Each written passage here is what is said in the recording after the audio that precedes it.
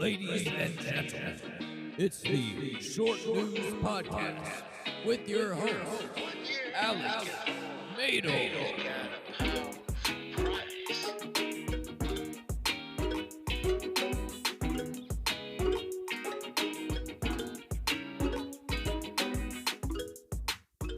And welcome back to the Pool House Podcast. I'm here with Kelsey. How you doing, I'm Kelsey? back. Hi, Welcome I'm good, back. thank you. Sorry, We I'm did so it. sorry to your listeners. I'm probably the made it. least favorite part. It's Like, okay.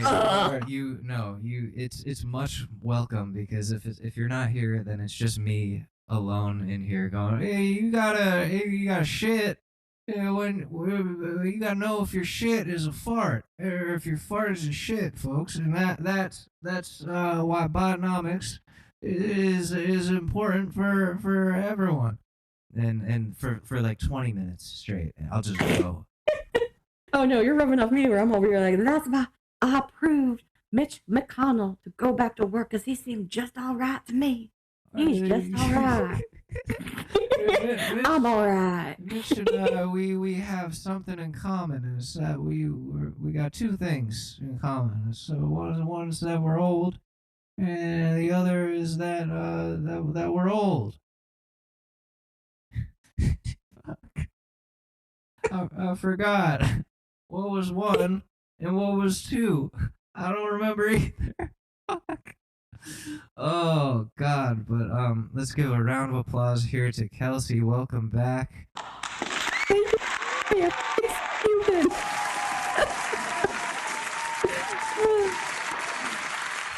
It's a long applause that goes on for a while. It's a very easy to please crowd over here. So, how you doing?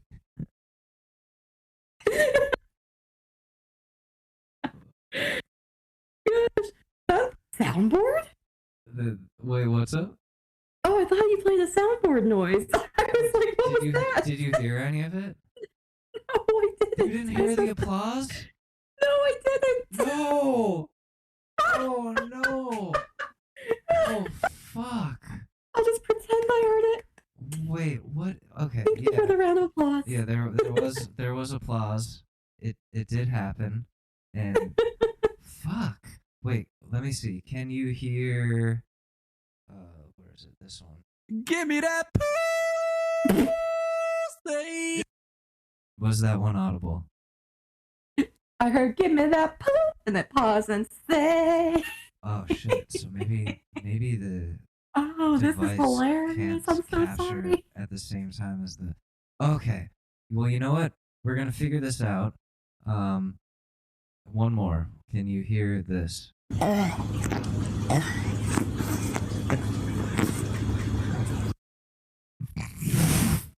Did you hear that? Like, that's all I heard. What? What? It took so much time to perfect it. Sorry. God I'm damn it. laughing with you. I'm not laughing at you. That was the button. That was the one that I was waiting to push. Oh, no. Okay, I'll hear it eventually. It'll be funnier when I listen back, and I'm just like, yep, that was worth it. Damn, so the sounds aren't picking up. What is going on here? It's because I'm here. Technology hates me. I think it's just that technology is not where it needs to be.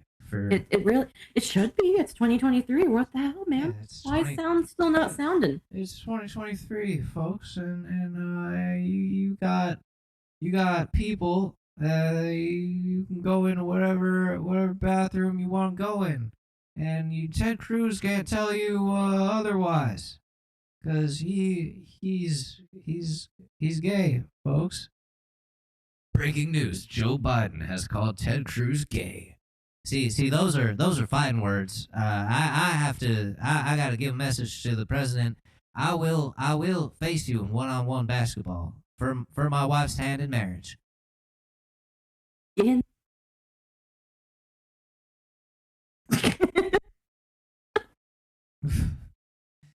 Joe Biden, please sleep with my wife. a little cuck boy. I, Of all I'm a good little boy. out of all politicians, like for years I was like, Ted Cruz, I feel like he's a cuck. Him and probably DeSantis too. They just have that vibe where it's like yeah, yes, please, thank you, please shame me. Oh yeah, I don't know, maybe it's just a vibe. Maybe it's just because I'm over here like, oh fuck you. I think that DeSantis wants to be abused by Minnie Mouse, and that's his kink. Ooh, can you imagine? He goes to Disney World with a special request, and they're like, no, dude, no. He's like, there are 2 PC over there at Disney World. We're gonna shut the whole thing down. I don't know what the fuck is going on with Florida and I've been so out of touch with because I love politics. I love the theory of politics, but whenever you see it practiced, it's like, oh my gosh, we're humans. Well, human. We're people. We have our own opinions, but it's just like, oh my gosh, what the fuck is going on? No, I agree 100%. It's a disaster. Oh yeah. It's a circus. It's a disaster. I do enjoy it. I just wish the fate of the world didn't rest on these or the fate of the country didn't rest on these clowns' shoulders. I was watching the what's it called? The Republican conference for the first presidential candidates. I was watching, I was like, they're just missing strings and little foam batons to bonk each other on the heads because it was just a puppet show. I was like, it was just chaos and everyone's talking over each other, or it was really kind of funny because the presenters, the male and female that were asking the questions, they were literally like, guys, you need to stop. You only get this amount of time. Please follow the rules. Even they were getting frustrated. I was like, oh my gosh. I could only stand 20 minutes. I'm like, yeah, no, I'm shutting this off. I have better things to do with my time. They were all very much trying to be Trump. Yes. And I thought that was just so not genuine. And if you're gonna try to beat Trump, don't be him. Mm-hmm. What was that one candidate's name? Hold on, you keep going. I'm gonna look him up. Because we obviously did not prepare for this, our dear listener. So. Yeah, I've been on TikTok live for the last 2 hours. I did an hour and a half of just singing and playing guitar, and that was that could have gone better, honestly. So also, by the way, I need to propose an idea. Can we make a song? Can we just have fuck yeah? Okay, cool. So I apologize in advance because even though I'm not a fan of the Republicans or conservative party, I don't want to disrespect people in general. Where I don't want to mispronounce his name, but Vivek Ramaswamy. He God. is really channeling, because I was asking the other day, I was like, who is that guy? It just seems like he came out of nowhere. And someone says a successful businessman, but he's really trying to, pull the Trump card. He's really trying to act like Trump. But one thing I find it so hi, living in Florida, but just seeing, I love when I see conservative people say, oh, you're a damn liberal because you just repeat what people tell you to say and you're not thinking for yourself. And I'm like, you're literally repeating exactly the same thing these people are repeating on this stage right now. And it's maybe it's kind of like the pot calling the kettle black, where it's I'm just I think maybe if anything projecting too, where I'm like, what the heck is going on? I'm over here just I think we should just live in a world where we have accessible and affordable health care and, good education and weed's legal and you can get married to whoever is consenting and of a legal adult and you can just marry who you want to be and just live your best life. Have a good life because the world's already fucking a shit show and hard enough already. Why are we making it hard by trying to make each other's lives shit? What if I want to marry my sister? What if See, this is where I get screwed over. What if I want to marry my sister and drive a truck over the library, because that's where they're teaching all the gay stuff. Yeah. Uh, there's a brain drain going on in Florida. This is me like raising my hand at a Republican convention, asking a question. They're like, "What? I think you heard me." Oh, honestly, we should just start asking questions like, hi, Mr. Mr. Guy, how do you spell splendiferous? We need trespasses, is what we Can you- need. Can you use it in a sentence? We need White House press passes, and then we could go like anywhere and ask crazy ass questions. It's like those two guys, I think, out of California, where it's like, sup court. So aliens are real. That's like super cool, you know. Like we gotta throw a party. It's cruise, you know. Like they're just. Can you imagine? We have to have headliner Diplo. Can you imagine aliens coming down to lasers by Diplo?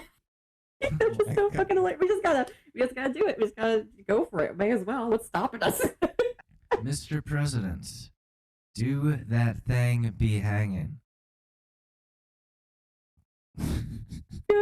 Oh, wouldn't it be so cool if there was like a conjoined twin president? Are they both in power, or is it just the one that ran? And one's a Democrat and one's a Republican. Oh, dude, come on. That would be so wild. That would be insane. Oh shit. They count as one person. I feel like that would be the reason that we would have nuclear bombs go off, because sibling rivalry, like I'm an only child. It seems like it goes down to like childhood, where it's like, you've always treated me like this, like a child. What? Because you were the golden child. No, you were the golden child. You were mom's favorite. Well, you were dad's favorite. Like they would just get into a fight and just obliterate everything. It's on a personal level from what I've observed. If whenever there's a sibling rivalry, and can you imagine that caliber? Come on. They each only have one arm. So it's a struggle, but yeah, the nukes go off. I'm just imagining the slapping fight they probably would get into.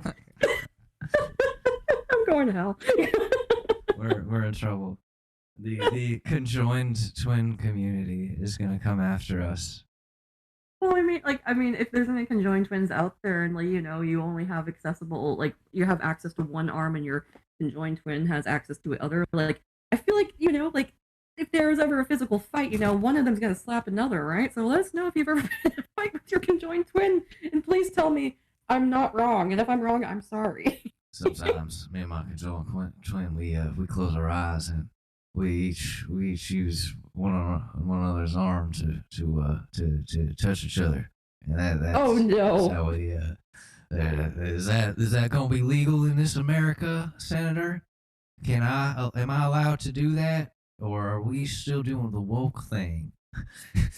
Dude, I just remember, I forgot. There's two conjoined twin sisters on TikTok, and I forgot their names because I'm using TikTok again, and a little bit of I'm doom scrolling a lot more. I think I need to delete the TikTok app. But so no, but one's in a relationship with a guy, but the other's asexual. Oh, I believe. Wow. And I just how does that work? How does that work?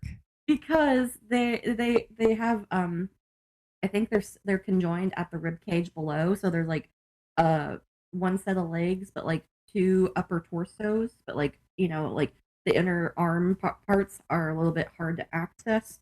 It's not like the twins from years ago on TLC, where it's just two heads on one functioning body. It's they got a bit of separation, but I'm just so does intercourse happen? Do you just disassociate?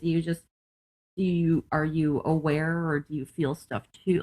I know I feel like it's insensitive to ask, but it's just that's a really fascinating concept where you are stuck with this person physically, emotionally, mentally, spiritually since the womb till the rest of your life, and you're in a different sexual orientation compared to your sibling, but you're together in on this. So I feel like that's just that's an experience rare and next to none probably will ever experience. I mean, is it bad to ask questions? No, bad? it's not. What I'm about to do is bad. Oh no. Janice, Mom said that I could use the pussy this weekend, and you can use it next weekend. We settled this. Oh, Yep. Yep.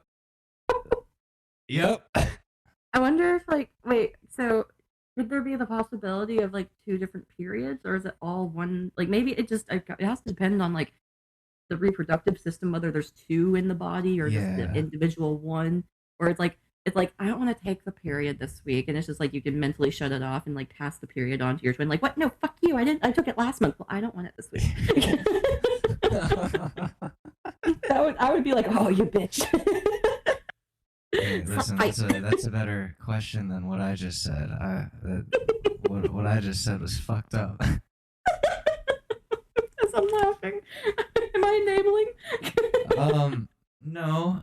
I think it's important to talk these things out, because now that I'm not drinking, I have to figure out how to navigate podcasting. Your feelings. And yes, 100%. Holy shit, yes. That has been the weirdest thing, and that sounds ridiculous. Like, the weirdest thing has been like having feelings again. And like, fuck.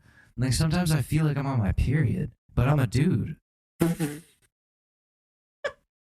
haven't had a period in 6 years, so I mean, like, I don't know if I can. I don't know. It's weird. It's weird not having a period. Also, if you had a conjoined twin, you wouldn't even have to worry about that. And well, like, I mean, I feel like it would be a similar, like, because okay, back to the like, I feel like unless you're given approval by a doctor, it must be very hard to not just only conceive but carry to term, because you got a lot more extra organs and bones where they probably shouldn't be. So like, that's going to affect your body. So I feel like the likelihood of being on birth control is pretty high in that scenario. Yeah. Oh, definitely. You'd probably want to get a surrogate if you do plan on. But there is also that one other girl on TikTok.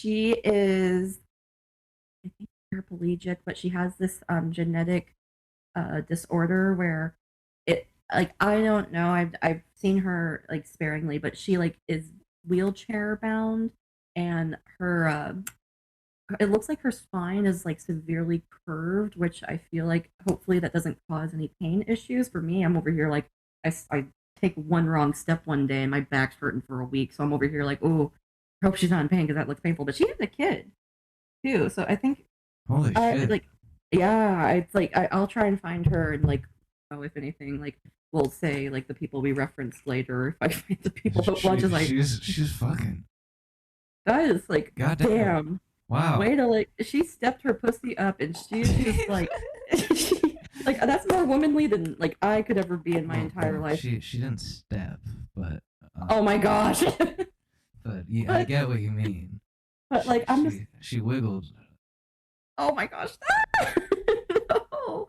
But like, it's just like, there's some people out there that I'm like, damn, like, you outwomaned me, and I'm okay with that, because I'm like, I can't have kids, and I shouldn't. Like, it's like a whole Steel Magnolia situation where it's like I shouldn't have kids because it's like I have heart, like, genetic heart stuff, and like, I'm okay with that. I've come to terms with that reality, and I'm okay with it. And if I ever want to have kids, I'm okay with adopting, or if like I have a partner that really insists if they want to go via surrogate, that's okay with me too. Like, I don't have the need or want to have kids, but I'm like, if I end up in that situation where it's like, oh, well, I do want to have kids, I have options. But like this girl with severe medical conditions had a kid. I'm like, damn, beating the odds. And but also, like, Stephen Hawking, he had affairs. He cheated on his wife. How the fuck did this man get away with it? I'm not here to generalize all men, but sometimes men just be menning. But he can't move. Men like just be menning. But how did he do that? Was he like he's got like his Rizz game is that hardcore? Dude, it had to be because I think he had an affair partner when he was like non-speaking. Jeez, so Like he was when he lost the ability to speak, so he got that Rizz game on lock. Well, yeah, the RIP. what was he saying? Like, god damn, did he take like a poetry route? He was like, your heart is like a flower, and I want to pollinate. This Yeah. was before he had the computer too, where it was like a little plastic screen where he had to look his eyes at the letter and they had to piece it together. I watched the bio. I watched the movie. So hopefully that's actually based on reality. Because I'm over here like, he keeps looking at the card that says fuck. I don't know what that means. Steven, are you in pain? Steven, what do you mean by fuck now? Fuck now. What does that mean? Are you okay? Call the doctor. You need a house visit. Oh my god. So terrible. We're terrible. Steven, I don't know why you're pointing to the picture of the rooster. What does that mean?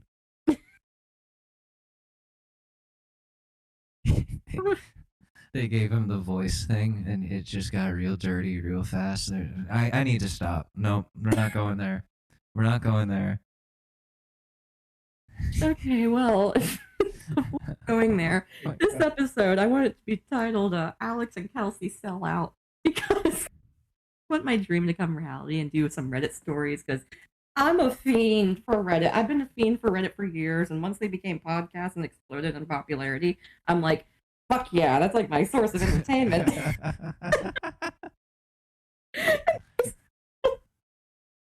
Oh, Reddit. I'm a fiend. Tumultuous on there. Those relationship advice entries. Oh my gosh. Oh, People's and lives just get ruined. So nowadays there's the issue where people are using like AI and chat GPT just to enter stories and troll and like, karma farm. So it's kind of a game now where it's like, is this real or is this someone's life actually imploding? So here's one I literally came across. It's a little lengthy. It's because it's from r/best of Redditor updates. It came out like what? The original post on August 15th of 2023. So it's on Best of Redditor updates. Am I the asshole for storming out of a party because of butterflies? What do you think so far, Alex? What do you think this person's the asshole for storming out of a party because of butterflies? Well, they could have a phobia. I'm not sure, but I'm sure that there's a lot more to this than just that. I, 25 female, am extremely scared of butterflies to the point that I have panic attacks. I have why did I choose this one? Phobia, aka fear, the scientific term for fear of butterflies and moths. It is so severe that even real pictures and videos of butterflies scare me. I don't know why I have this irrational fear, but I do have it. My boyfriend, Elliot, 26 male, knows about this. That is why we avoid going places like gardens, butterfly farms, and flower gardens. Even when he buys me flowers, I always make sure to keep the doors locked so that butterflies do not come near me. Anxiety and fear is real.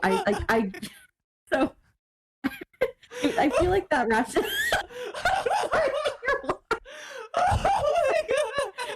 We're not laughing at the person. I just get it more with, like, if it was bees, maybe, but like you lock the doors whenever he buys you flowers. Yeah, okay. Just the way it's worded is just like I'm just picturing someone in like old when they were building the Great Wall of China, and they were like, "This will keep the Mongols out, and they won't invade our village." Like I just see her like just locking shit down, be like, "This will keep them out," and it's like just these beautiful butterflies.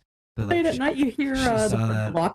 She saw that episode of SpongeBob one too many times. So, like, I'm wondering if it might be like a childhood-related trauma, where like maybe she blocked it out because apparently that's very easy to do whenever you're that traumatized. But okay. He also know I got made fun of by my siblings because of my phobia. Like, no one understands the fear I have of butterflies and moths. Anyway, a week ago, I was invited to a party with my boyfriend, and it was held at his friend's house. I don't really know his friends that well, but we are really friendly. So one of the guys from his group called me and I handed over a box to me. I was confused because it was not my birthday or anniversary. He gave me the box and told me this is a small gift on behalf of him and his friend for officially being a part of their group. I should have known something was up because everyone was smirking. I opened it and there was like a bunch of butterflies flying straight towards me. I swear I was screaming and panicking because those bitches with wings were flying around me. I remember one of them got inside my mouth as I was screaming and panicking. I was in the fetal. It gets bad. I was in a fetal position because of how scared and panicked I was. Some of them helped grab those butterflies and took those away from me. Everyone was laughing, especially that guy who gave me the present. I feel like such a fool. I felt like such a fool. My boyfriend told me to cheer up. It was just a joke. Oh. Men. I said nothing. I took my keys and drove back home. I took a shower, and God knows how many times I used mouthwash. I can understand that because, I mean, that feeling. It's That's traumatic. My boyfriend has been telling me I'm being dramatic, nothing happened, and should just suck it up about the stupid fear of butterflies. He thinks that I'm lying because I never panic whenever I see something shaped like a butterfly. I'm tired of explaining it to him that I'm scared of real live butterflies, not being shaped like a butterfly. Am I the asshole?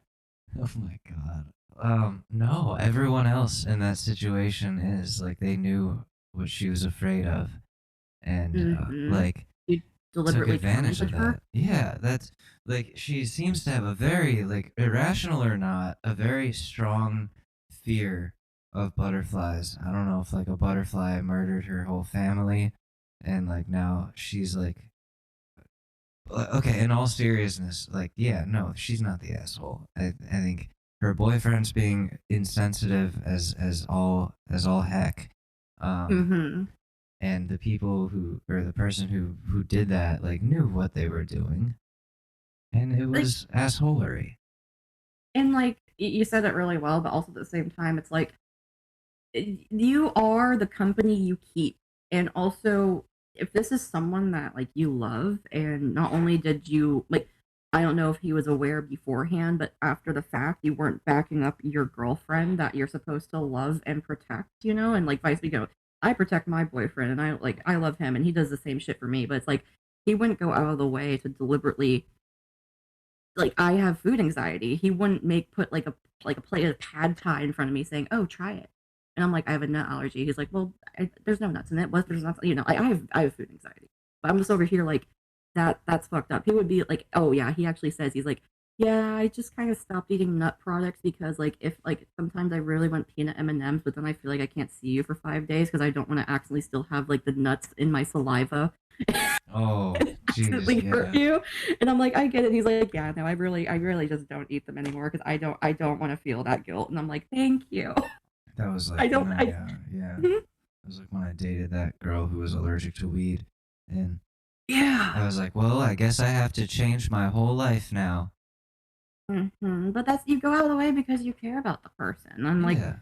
it's because I've dated a guy previously where he would, like, he knew about my nut allergy very well, and like growing up, my family would send me the horror stories of like this teenager died because her boyfriend ate a peanut butter sandwich and kissed her, and the saliva, it can transfer because it happened to me, where you have an allergic reaction because of saliva transfer, and the people have died from that. And so I had an ex-boyfriend that he was like, "Yeah, I thought you were just being dramatic and overreacting because I was like, he would kiss me. I'd go over to his house, he'd kiss me, and I start having allergic reaction, like wheezing, asthma attack, and I thought I was having allergic reaction to his cats." And he was like, "Yeah, it has to be the cats."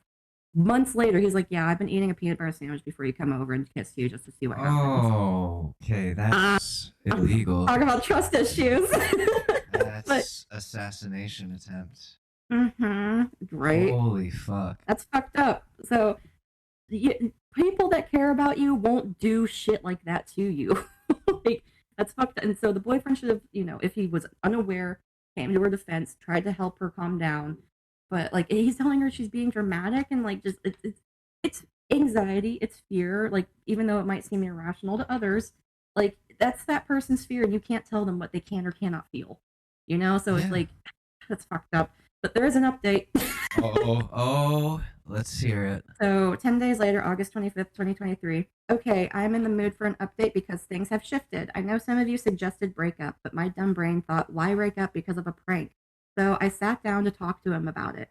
And I told him I am willing to let it go if his friend apologizes. He flipped out and said his friends it's punctuation. It's Reddit. His friends doesn't need to apologize at all. Besides, he thinks my phobia is just a lie. Because he claims I wear a butterfly pendant and I am not afraid of it.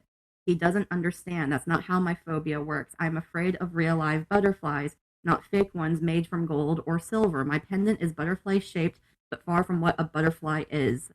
I hate repeating myself. Has he never read Batman? Oh shit, true. You got a point. But it was all useless. In the end, we broke up. It just wasn't worth it if he doesn't understand my fears. Fine. I get I might be difficult to deal with because of my phobia. Thank God we didn't live together, but we had each other's keys. I gave his back and asked for mine. He gave it back, or so I thought. Because 2 days after our breakup, I came home from work and opened a cabinet.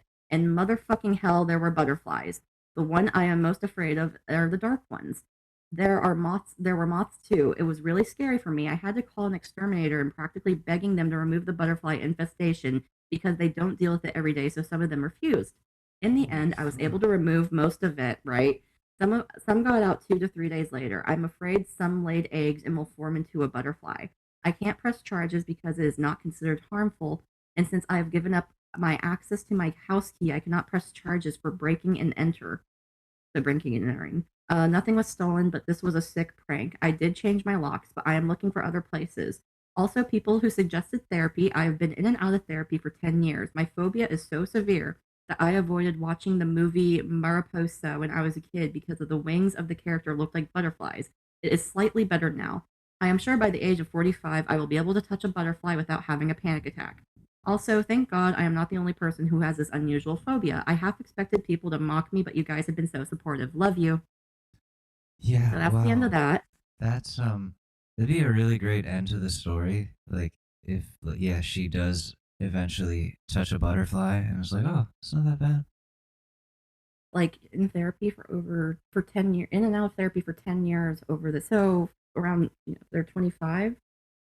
Yeah, so they're 25, and so it's been present in their life since they were 15. So something must have had to spur this to be traumatic, and even then, like, and maybe it's just some people just don't like him. I don't know, Yeah. but being the fact that there's a good likelihood that he did that is fucking psychotic shit. He's 26. Wow. I mean, either he did it or someone that like he knows did it, definitely, because that's spiteful and like, holy fuck. Wow. So he made a copy of the key, most likely. That has to be it. That really, and like, that's fucking awful. That's like, really scary. Yeah. Right. But like, I'm glad she got her locks changed, but I would feel uncomfortable living there moving forward because, but also the anxiety is like stirring up too, because again, I live with anxiety every day, but like, where she's concerned that they may have laid eggs. Ooh, yeah. And then you're always gonna have that in the back of your head, like, is that an egg? I don't know, like, cause I do they lay eggs? I think so. I'm sorry, I haven't been in a science class in like over a decade. Well, 5 years, but do caterpillars come out of eggs? Yeah, I think. Yeah. They have to. How else would they? Are caterpillars born from eggs? Or caterpillars insects? I'm sorry. The female butterfly lays an egg and the larva or caterpillar hatches out of the egg within 2 to 3 days. Oh. Well, hey, OP, it's already been over 2 or 3 days, so it seems like you're good on the timeline. Seems like you're okay. Yeah, she would know by now, definitely. Oh, yeah, absolutely. But, like, holy shit. Wow. Crazy. Yeah, no, that's like... That, like, yeah, they tormented her. That's Dateline behavior. That is Dateline behavior. I think that those people need jail. But, like, the law... Wow, I can't believe the law is like that. Where, like... The law will never help you. And it's like, oh, hey, I'm being stalked. Well, call us whenever it becomes a problem. It is a problem. Like, yeah, they won't do they'll anything. Be like, he's at my door. Well, is he trying to get in? Not yet. Well, call us when he's trying to get in. I don't get it, but that's fucked. But I would definitely move Like, that sucks because you're moving out of like someone being malicious and impacting your life. Like, but also good riddance. You're still young, 25. Yeah. Like, you ditch the dead weight. There'll be someone out there that'll love you just as who you are. Where it's like, I get it. I don't like alligators. Like, like I don't know. Like, even they might not live in Florida and experience alligators on the daily basis, but it's like you never know when there's going to be an alligator. You never know there's going to be.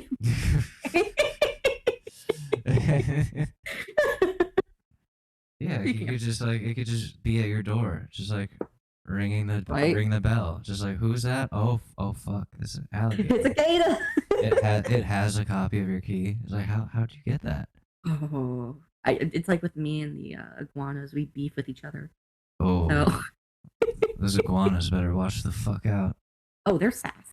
And I would say Jimmy Buffett, you better watch out. But I'm extending a temporary ceasefire because of the hurricanes in Florida.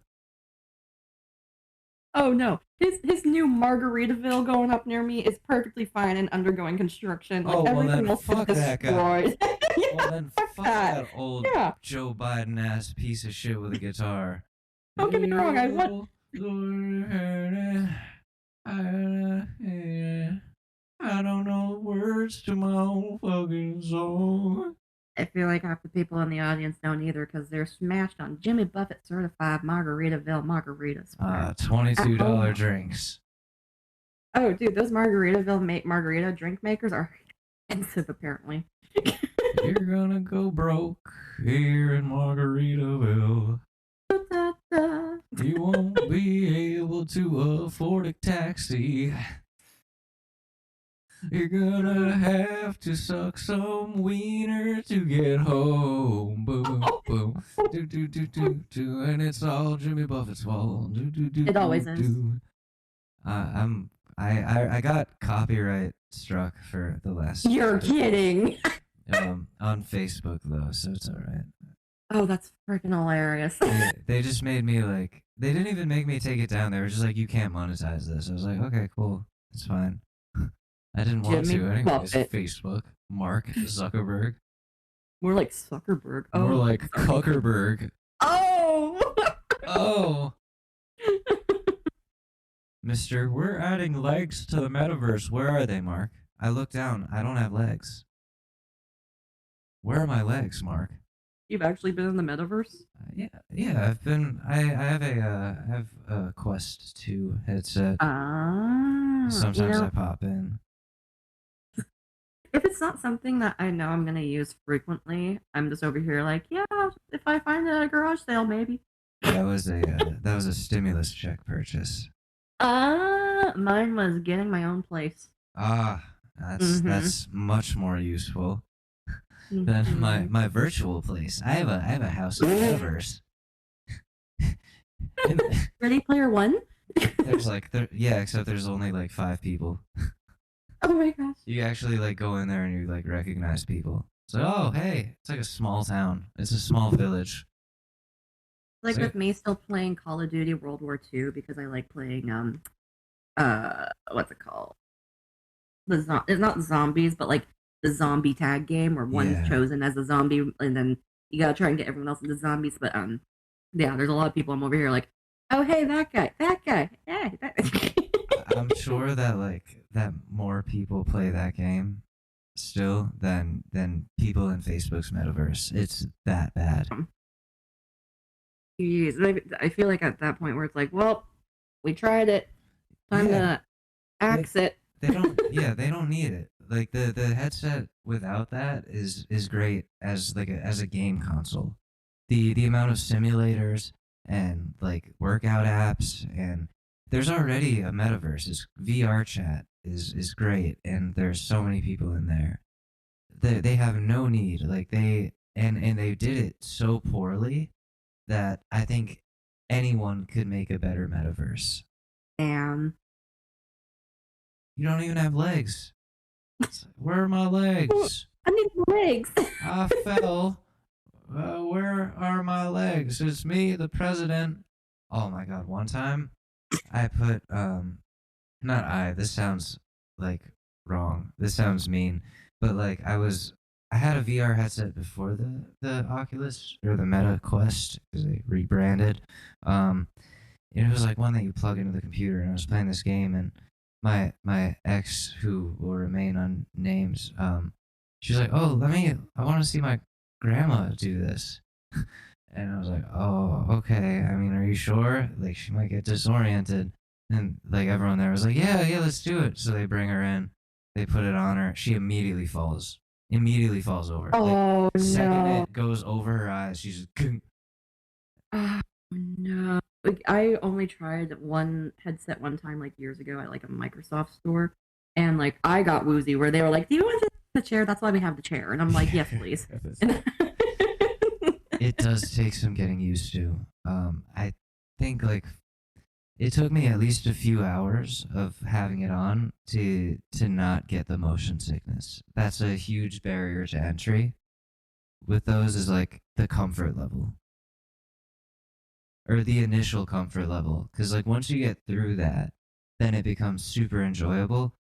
But you got to get through those few hours of just, well, I don't like this. This is fun, but it's sickening. Take me forever. That would take me for fucking ever because I'm hard to adjust or I don't know, man. Because like I just feel like I would be like, yeah, no, too woozy, take it off, forget it for a week, and try it again. Plus, my eyes get tired. I've gotten older. My eyes get tired. I'm looking like whenever I had my last remote job, I was like, my eyes are sore. They're hurting me. Like I was like, oh, this is because I'm staring at a screen for 8 hours a day. Like, fuck. Yeah, now imagine that screen is right in your face. Man, I can't do it. I can't do it. Yeah, Cannot do it.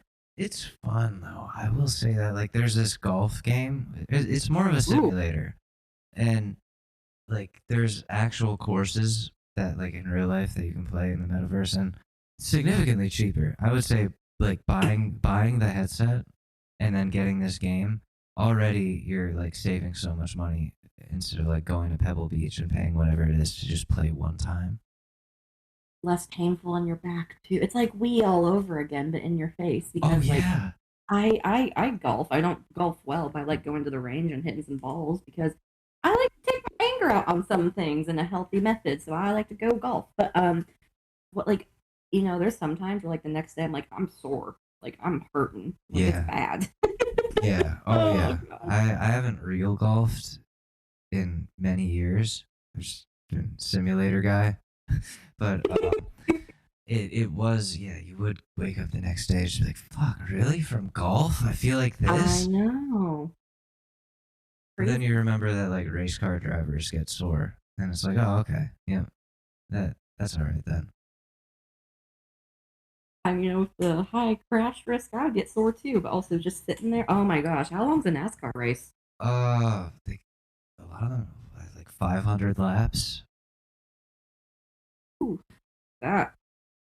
Yeah, but that's my dream job. That's why I do this, is so that one day I can race. Turn left and then turn left.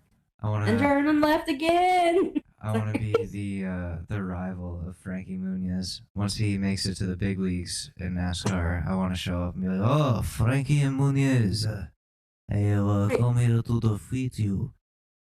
He's in NASCAR now? Yeah, he's a race car driver now. He's pretty good too.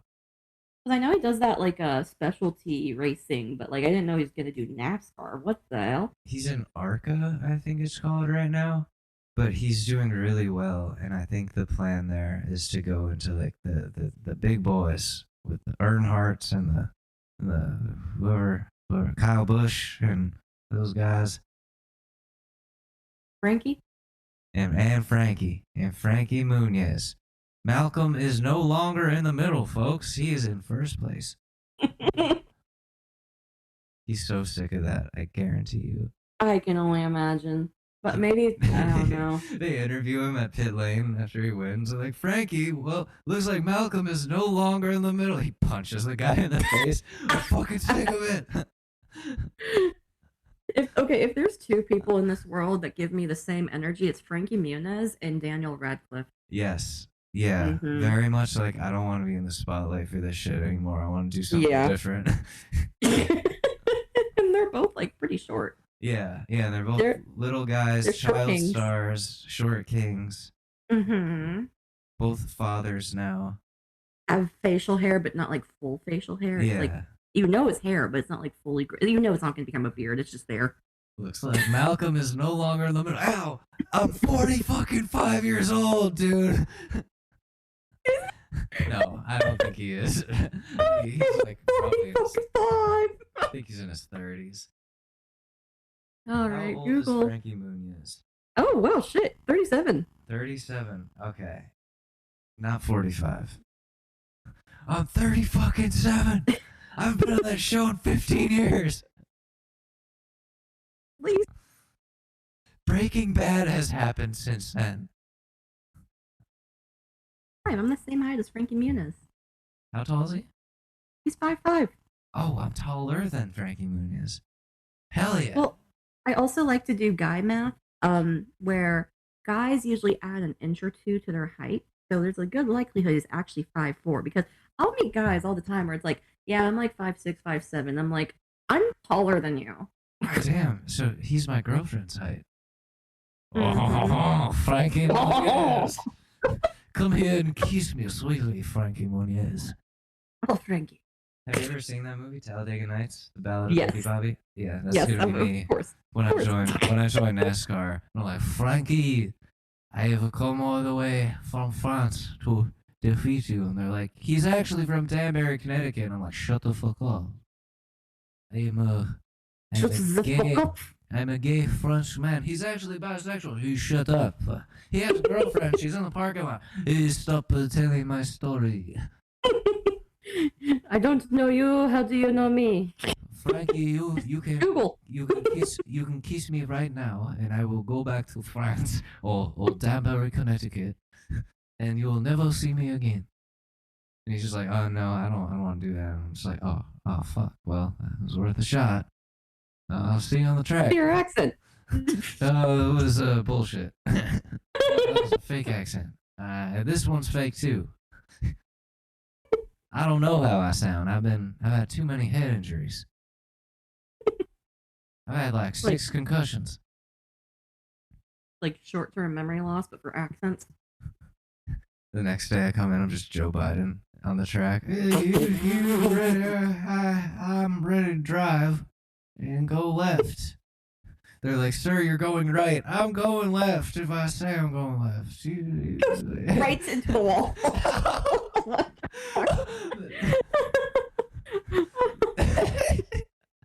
Oh, I'm on fire. Oh, shit. Oh no, Alex Biden. I'm the president and I'm on fire. And that's okay, because the hardworking American auto workers will fix this, folks. Because I was in a Chevy. And it went too fast. And that's what you can expect from American cars, folks.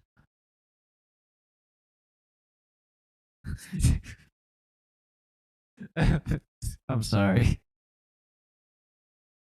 Also, I feel bad for glazing over the hurricane that you mentioned. Yeah. Y'all got hit. Y'all got hit hard. Adalia was a bitch. Not as bad as. So it wasn't Hillary? No. No, it was. I'm over here like, was there a storm named Hillary? And then it went away. And like again, like Ian last year, because like. So people are either freaking the fuck out early on because they're like, oh my gosh, we're gonna get hit, and like we got close, we still got tropical storm and shit, and like there's trees knocked over everywhere again. Are you saying Hillary did not get the W again? Maybe more north, but down south. That's how it be.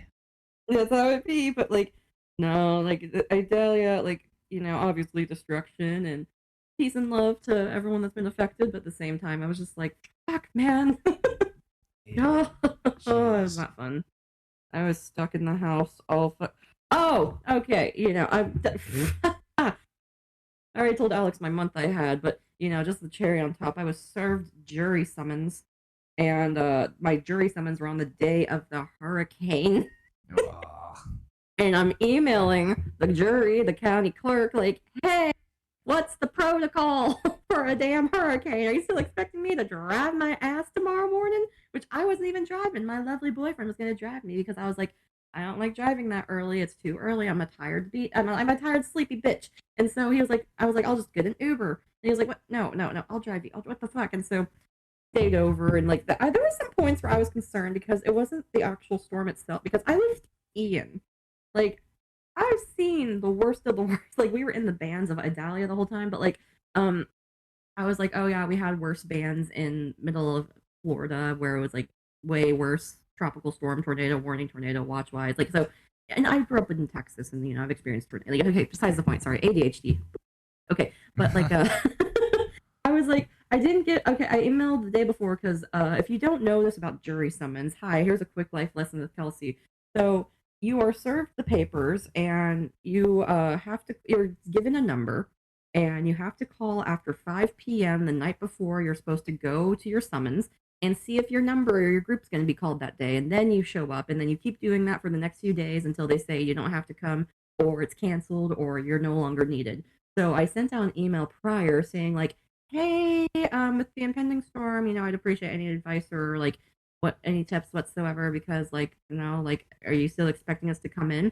And I never got a response until today, Friday, saying, yeah, no, you're good. But I called either or after 5 p.m. and they said, oh, all jury has been canceled. And I'm like, yes, sweet, sick, awesome. But like, with this storm though, with Idalia, with where I'm at, I was more concerned about like the potential of like tornadoes due to the winds, which they did get bad, but not to the point where I'm like, oh, this is like, if only one point at 12:40 a.m. because I was still awake, I was like, oh, that's cliffy. I'm gonna go check the news, and I have a canal in my backyard, and I'm taking the flashlight because I can't go outside to the canal to see if the waters were rising, and they did go past our seawall, and we did get some flooding, but nothing severe, like nothing near as to what we had with Ian. But I was sorry as I hiccup.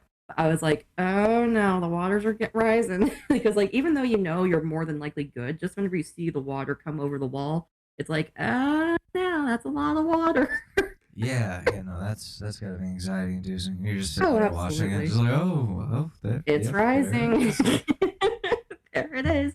But like, like the next day, it was still super high, and I found a golf ball like stuck in my canal, and I just grabbed it out of the water. My boyfriend's like, "Why did you do that? The water's high, and there are gators. Don't," because that's the number one rule where it's like you never swim in the canals. Like I see tourists do it all the time, but they're like, you don't swim in the canals because we got sharks, we got gators, we got sport fish, like we got everything. We got manatees. That was my ankle. Sorry, I'm sore. But like, I was just like, I here's my Idalia memorabilia. Here's my golf ball that I was able to just like bend over in my canal because usually it's like feet below it, like several feet below is where the water level comes up to. I'm like, the water's right there in front of me, and there's a golf ball, and I just picked it up from the ground technically. Yeah, but you know, I'm so happy that we did not have a repeat of last year. It was definitely anxiety inducing, where it's like, you don't know what's going to happen. It could pick up. If it gets too close to land, it just gets sucked right in, and then you're stuck in a hurricane. Like that's because people weren't expecting Ian to get anywhere near us, but it just got so close enough to land, it got sucked right in. You know, so like like it was Like I don't like again since experiencing Ian, like you know, I'm not over here like woo hurricane season, but at the same time like. It's like, okay, I know what to expect and I'm more prepared now and like see the reality of everything. And again, the most dangerous part is the storm surge and the flooding and the potential for tornadoes. So I'm more chill compared to but it's still like you never know what's going to happen at the same time. It's weird. It's so weird. But I think I honestly kind of prefer hurricanes over like living in like Tornado Alley for sure. Yeah, tornadoes are scary. Are very scary. And we've only had one that I can really remember that was fucked up in Connecticut, but like just from videos I've seen, it's like, whoa, like it's amazing that this exists, but also holy fuck. Nature is scary. Nature is scary and it's angry at us. It's angry. My fat ass won't even go swimming in the ocean because I don't even know if there's going to be a rip current that just takes my ass out to the middle of the ocean. Oh, hell no. Oh, it's terrifying. I don't do that ocean shit anymore. Like, I wish I was an ocean girly because I live near the ocean, but at the same time, I'm like, I'll just admire it. Like, I like the beach, you know. I'm not like a lay on the beach all day suntanning type of girl, but like, Yeah. I like going because it's pretty. Like, fuck, like I live here, may as well enjoy what I got. Yeah. You No, know? I like taking like pictures of the water and then like posting it on Instagram with like some cryptic caption. And then people are like, "You okay?" And I'm like, "Yeah, no, that was supposed to be a joke." Like what? Dark art. Yeah, I'm just like, what does it all mean? And someone's like, "You okay? Are you on some stuff? Do you need me to come over?" I'm like, I'm good. I'm good. I'm literally just at the beach, and I might be stoned, but that is not part of it. What does it all mean? There's meaning behind it. I just posted pictures of a swimming pool tonight, just like, why am I even here? It's like, are you okay? Yeah, I'm just like at the weirdest Airbnb for my cousin's wedding. I thought I was gonna book something different. Yeah, I just didn't know what this meant. Like, just like I didn't understand what the reservation meant. The next one is just like I don't know, the night sky. This is all meaningless. Yo, where are you? At the top of a building. This is all meaningless. No. Or I'm gonna do it. They're like, what? And I'm like, no, I'm like, release the song. I'm gonna release the song. I haven't, I've been holding on this for a while, and I'm putting it out. I'm gonna do it. It's Alex's version. Alex is the top of a building. I'm gonna do it. Parentheses, Alex's version. In cursive font. Oh my Not even. No, not the no. It's the shitty handwritten font. Oh. The one that like. Or it's Comic Sans. Oh fuck! It's Wingdings. Oh, even more Wingdings. cryptic. You're more cryptic. Oh, we got okay. No, we gotta do that. We're putting wingdings on our song. The one guy that knows Wingdings by heart is like, hey man, do you need to talk? I saw your Wingdings cry for help, and I'm just worried. Why is Gen Z not all over wingdings? I feel like they would love that shit. Do they even know Like- what Wingdings is? Like we never got to utilize it because we never like understood the did gold for- mine that we had. We did when you like type in 9/11 and it's like a plane and two buildings or whatever. I don't know if you've done that. No, I have. Sorry, I was listening to this. I was like, "What the hell was that noise?" They were thunder or something.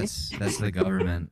They're like, don't tell her about the Wingdings 9/11 shit. They're gonna Happy find September. out. Oh yeah. Guess who's going on vacation on 9/11? And I had to, You? yeah, and I'm taking a week off from work and going Nice. to should I say? I'm giving the You can dates. say after. I'm You giving can the say dates after that I'm you going. go on Yeah, vacation. I'm going on vacation, and I was like at work, like you guys better give me my 9/11 break here. Like this is my 9/11 weekend, my 9/11 break. You gotta give this to me. And they're like, okay. And I was like, yes, happy 9/11. I mean, what? So you're a year younger than me, but like, so I didn't know what 9/11 was until a year after it happened, because like shit. my parents shield me very well. Oh wow, like that was a big part of my life. That's why I joke about it so much. That's why.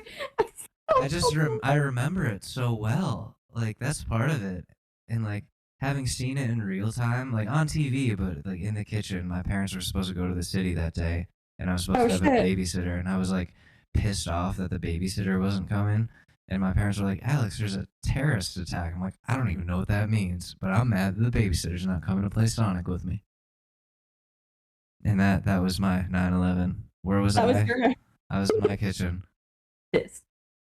Where were you when the world stopped turning on that September day? I was in my kitchen, mad that my babysitter wasn't coming because two fucking knuckleheads had to fly planes into those two towers, and one in the Pentagon, and then one in a field in Pennsylvania. So four, at least four fuckers. Fuck.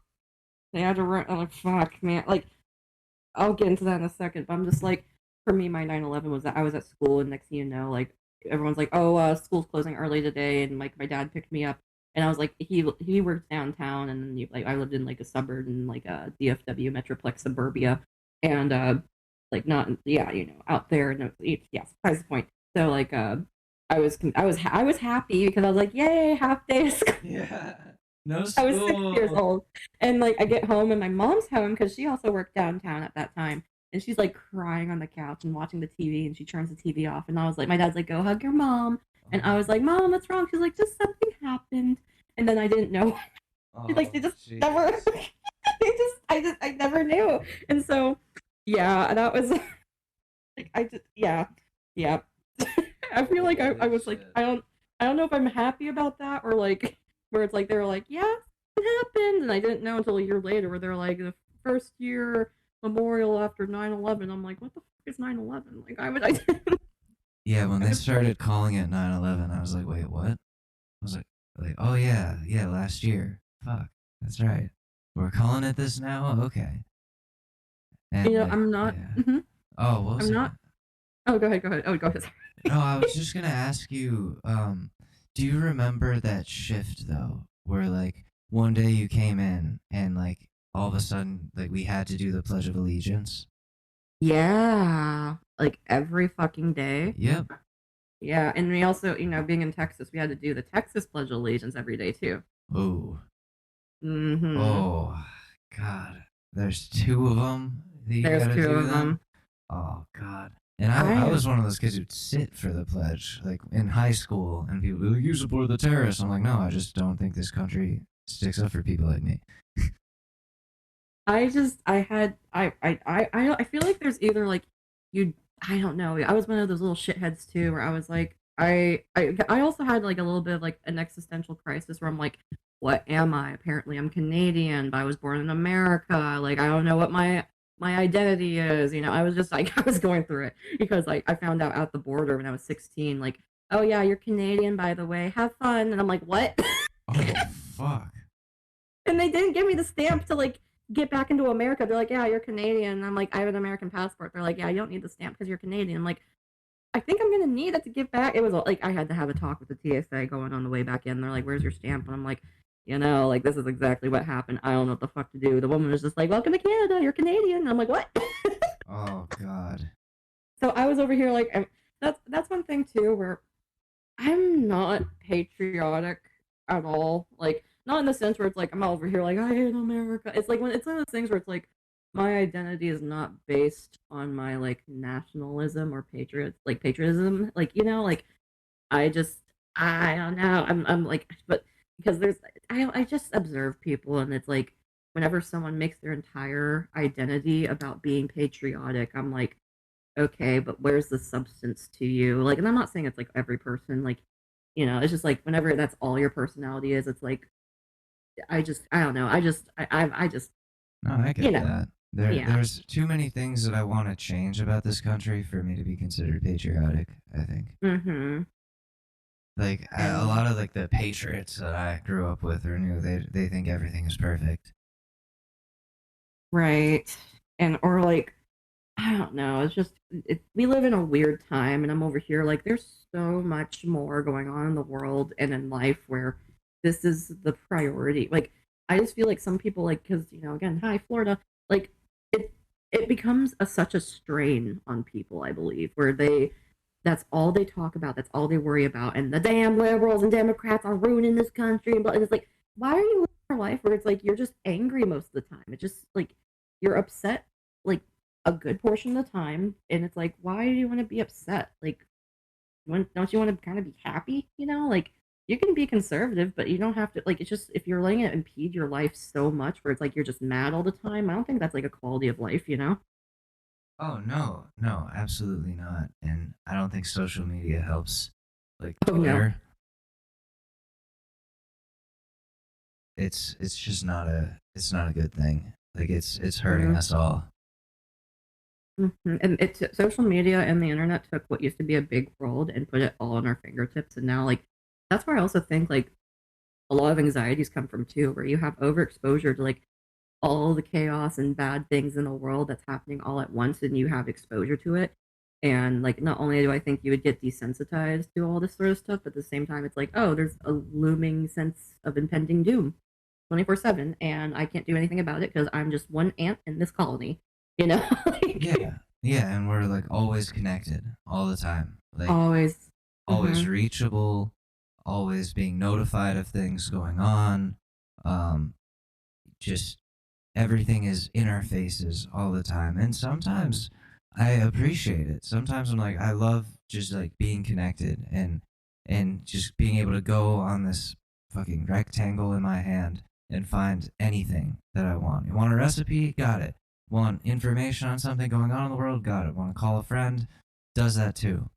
And it's like, shit, like this is cool and all, but just the way things are going with it, it's just like it has the potential to be destructive, and we've seen it be destructive. I've seen where it's destructive in my life, where like you know, whenever okay, I'm one of those people where if I am being contacted, I will try to get back to you as soon as possible because I feel some sort of obligation where it's like, oh, if I'm busy and I get back to it, I get back to it and I get back to it. But if, you know, like I have my phone on me like everyone else all the time where it's like, oh, I see it right now. I'm gonna respond and respect someone's time. But like whenever I have someone where it's like they're not that quick at responding, it's a whole learning process where I'm like, originally I'm like, why are they not talking to me? Do they not like me or do they not want to talk to me? Like, oh my gosh. Like, and then I get into that little rabbit hole, right? And it's like, no, like I'm not obliged to someone's time. Just because I can have access to them doesn't mean like they're obligated to respond to me. Like if they want to, they will, and if they can get to it, they will get to it, you know? But it's like I've seen how it has negatively impacted me in that sort of sense because I mean, I think we grew up in the generation where like we grew up with the internet, we grew up with technology, and it's like it was so fast paced and hitting us back after back, and you know, being stupid little teenagers where it's like, oh my gosh, Jessica, like what the fuck, like so and so, like totally wear the same shirt as me today, you know, it's just like what the fuck, man. So like, I try to like detach myself from technology here and there, like, but at the same time, like I'm still working on it, even if I might not be posting. Like, it's such a time waster and I get bored easily. Like if I'm especially like with TikTok, if I'm not being constantly stimulated, like I feel bored. And you know, it's just like sometimes you gotta be bored and sometimes it's like, okay, well, what am I gonna do? Like because like again, I live in middle of nowhere, Florida, and I grew up in cities my whole life and I had constant stimulation and constant ease of access to things. And now I'm like, okay, dude, you need to get your like aside from work, you can't just sit here doom scrolling on your phone and bed rotting. Like that's bad for you. That's bad for your mental health. And it's as we probably talked about before. It's hard to make friends as an adult. It's hard to try and expand your social circle or try to meet new people. So I force myself by like because I used to pole dance and do aerial act stuff in like Nashville, and I only have one studio that's like relatively close to me. And I'm like, okay, you gotta do that once a week, dude. You gotta fucking do shit because and like I've in 4 weeks, like I've noticed a major difference, like just between like 5 classes already, where it's like I'm socializing, I'm meeting people, and like I'm doing something that I enjoy, as painful as it is. So it's just like sometimes it's like, okay, I really need to put the fucking phone down and just kind of like recenter myself and figure my shit out and do what I can to my best capabilities, like financially, because pole dancing's expensive. Holy shit. Yeah, that's like I really wanted to go into I don't know either like jujitsu or go back into karate, and it's just expensive like to get back into classes, and I'm like I don't know, maybe when I'm more financially stable and have more disposable income, then yeah, then definitely. But it's hard to what I'm finding now is like it's hard to find activities where you're out with friends and like you're not drinking or Right. they're not drinking. Previous, like, I was only friends with this gal for like a month, and she's like a few years younger than me, and like, I guess we're both in just different phases in our life where I'm like, how about we do an activity that's not going to the bar every night? Like, cause she would like, and like, it was, that's why the friendship ended and like some drama happened, right? But like I was trying to suggest some other things where this was in my beginning phases of like, I really don't like drinking anymore. I don't like to get drunk. I just want to sleep. And that's how I figured, oh, I've been self-medicating for a few years now. But, and then, yeah, told that. But so, like, but it's just, and like, I haven't been to a bar since like April of 2022 because like they're just dismal around here. They're boring. And what I experienced in the bar scene, people are sloppy and it's not fun. Maybe when I was younger with more naive set of eyes, I enjoyed it, but now I'm like, like, and I'm not counting restaurants where it's like every restaurant has a bar. It's not like, you know what I mean, where it's like you go to a bar, like a bar, but in like a year and some change since, and like I'm okay with it, but I need to find something to do, and like that was not my scene, and it's hard.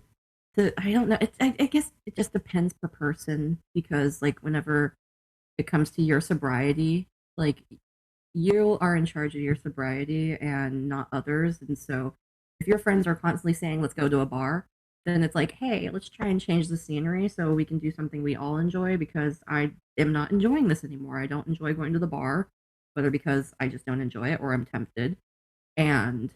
Or then at some point, maybe it's like, well, I have to try and maybe try a different place, like go to a social group or what's that one app where it's like Meet Me, where it's like, oh, this is a hiking group that we meet every Tuesday or whatever, and try and meet people there or try something new, like it's a bitch. It's a lot of effort and it's a bitch, but it's important too, where it's like I'm pretty social, as I'm introverted, I'm social, but it's like I need to talk to people, but my friends are not at the bars. I don't make my friends at the bars. So I get it where you're coming from. Sorry. Yeah, my friends all go out and like go to the bars, and a lot of them live in the city, and like I want to hang out with them, but at the same time I'm like I like know where this is gonna go, and yeah, I'm like 43 days into sobriety, and I'm like, yeah, like I can keep doing this, but if in that situation, I haven't really tested it at this point yet. Like I went out to it was like a restaurant and bar, kind of like what you were saying, with some people like a few weeks ago, and I definitely wasn't ready, and like I didn't drink, which was really good, but the whole time I was just like, my hands were under the table, just like doing like piano fingers with the anxiety, just trying to like go no, don't order anything, just sit there. And then I was like all in my head the whole time, and just like I need to get out of here. But it was like it would have been weird if I was like I gotta go, I'll see you guys later. And it was torturous is what I'm trying to say. Good friends would understand, and like I would say, like making plans wise, like I would start spearheading things like, hey guys, let's try this activity that's not specifically saying this is not a bar, like, hey, this caught my eye, I was wondering if you guys would be interested in this, like going to this gallery or something, like, like just try and change the atmosphere, because like you can't tell your friends what to do, but if like it's like, hey, I want to be friends with you, I want to hang out, but like here's an atmosphere that I am comfortable in and would like you to join me, and if you don't want to, you don't have to, like, so like, but just stick with what you're doing though, because you're doing really good. Yeah. Like, no, it was I mean, I wasn't expecting it to be like that. Like, I mean, yeah. First off, I was told it would be like just mocktails when I got there. It was not. And also just like I wasn't ready. Like I'm sure that if not right now, like soon, I'll be able to like go into that environment or like go out with people and be like, oh yeah, you guys go do you do what you do. I'll enjoy this. But right now it's just between the social anxiety and just the I wish I could drink this. It's a little too much. Well, at least you recognize it and you didn't like fall back into the pattern like, well, it's just one drink, like, see, it's like as I'm over here having my glass of wine. Oh, I was close. It's all right. No, So don't worry. It's like arguing with your inner demons, or it's like yeah, I've been on that path before because I've reduced in my drinking as well, but at the same time, I'm just like there'd be some times where I'm like, yeah, you're gonna do this for a few weeks and just fucking stop, and then it's like some days it's a little harder than others. It's weird, but like you just got like I think also that's like I'm not the biggest person on groups, but I'm over here like maybe that's where like having a group or it's like you can like expel this like these thoughts and energy that you're feeling and people that are in like a similar boat can be like, yeah, I understand, I'm in a very similar position or the exact same position even, you know. So like maybe that's where it's like if you have whether it's like you go to an AA group where it's like just to be like this is my experience because you know, like because I've gone to groups for friends because it was their first time and like I've experienced it multiple times and it's no matter what you're always welcome, you know. yeah. I used to go to NA meetings when I was like Oh yeah, I'm sorry. Oh no, it's all right. I went until my mom found out where I was going. You're new. And She yeah. didn't. She just like she didn't think it was that bad, and I was like, no, I know it's that bad, and was also just like ashamed that her kid was spending his Friday nights at Narcotics Anonymous meetings, and I think that was a big issue of it too. Was like the superficial, what will people think? I'm like, well, no one knows. It's like, I'm sorry, would you rather me go and be out of house and do narcotics? Like, not try to avoid it? Like, yeah, and that like what? At that time, it wasn't even the worst that I became. Like, it was like I went to college and then discovered Xanax, and that was almost the end of me. Hmm. And it's like, this could have been avoided, I think. But I also had to learn. I hate stigmas. People really let shit run their lives because of a fucking stigma. Yeah, and this is one of those towns like that I grew up in, where a lot of things are stigmatized, and it's such a small town that everybody talks because they have nothing better to do. Talk. And so my mom was like very hyper vigilant of that, and very into that as well, and also a gossiper.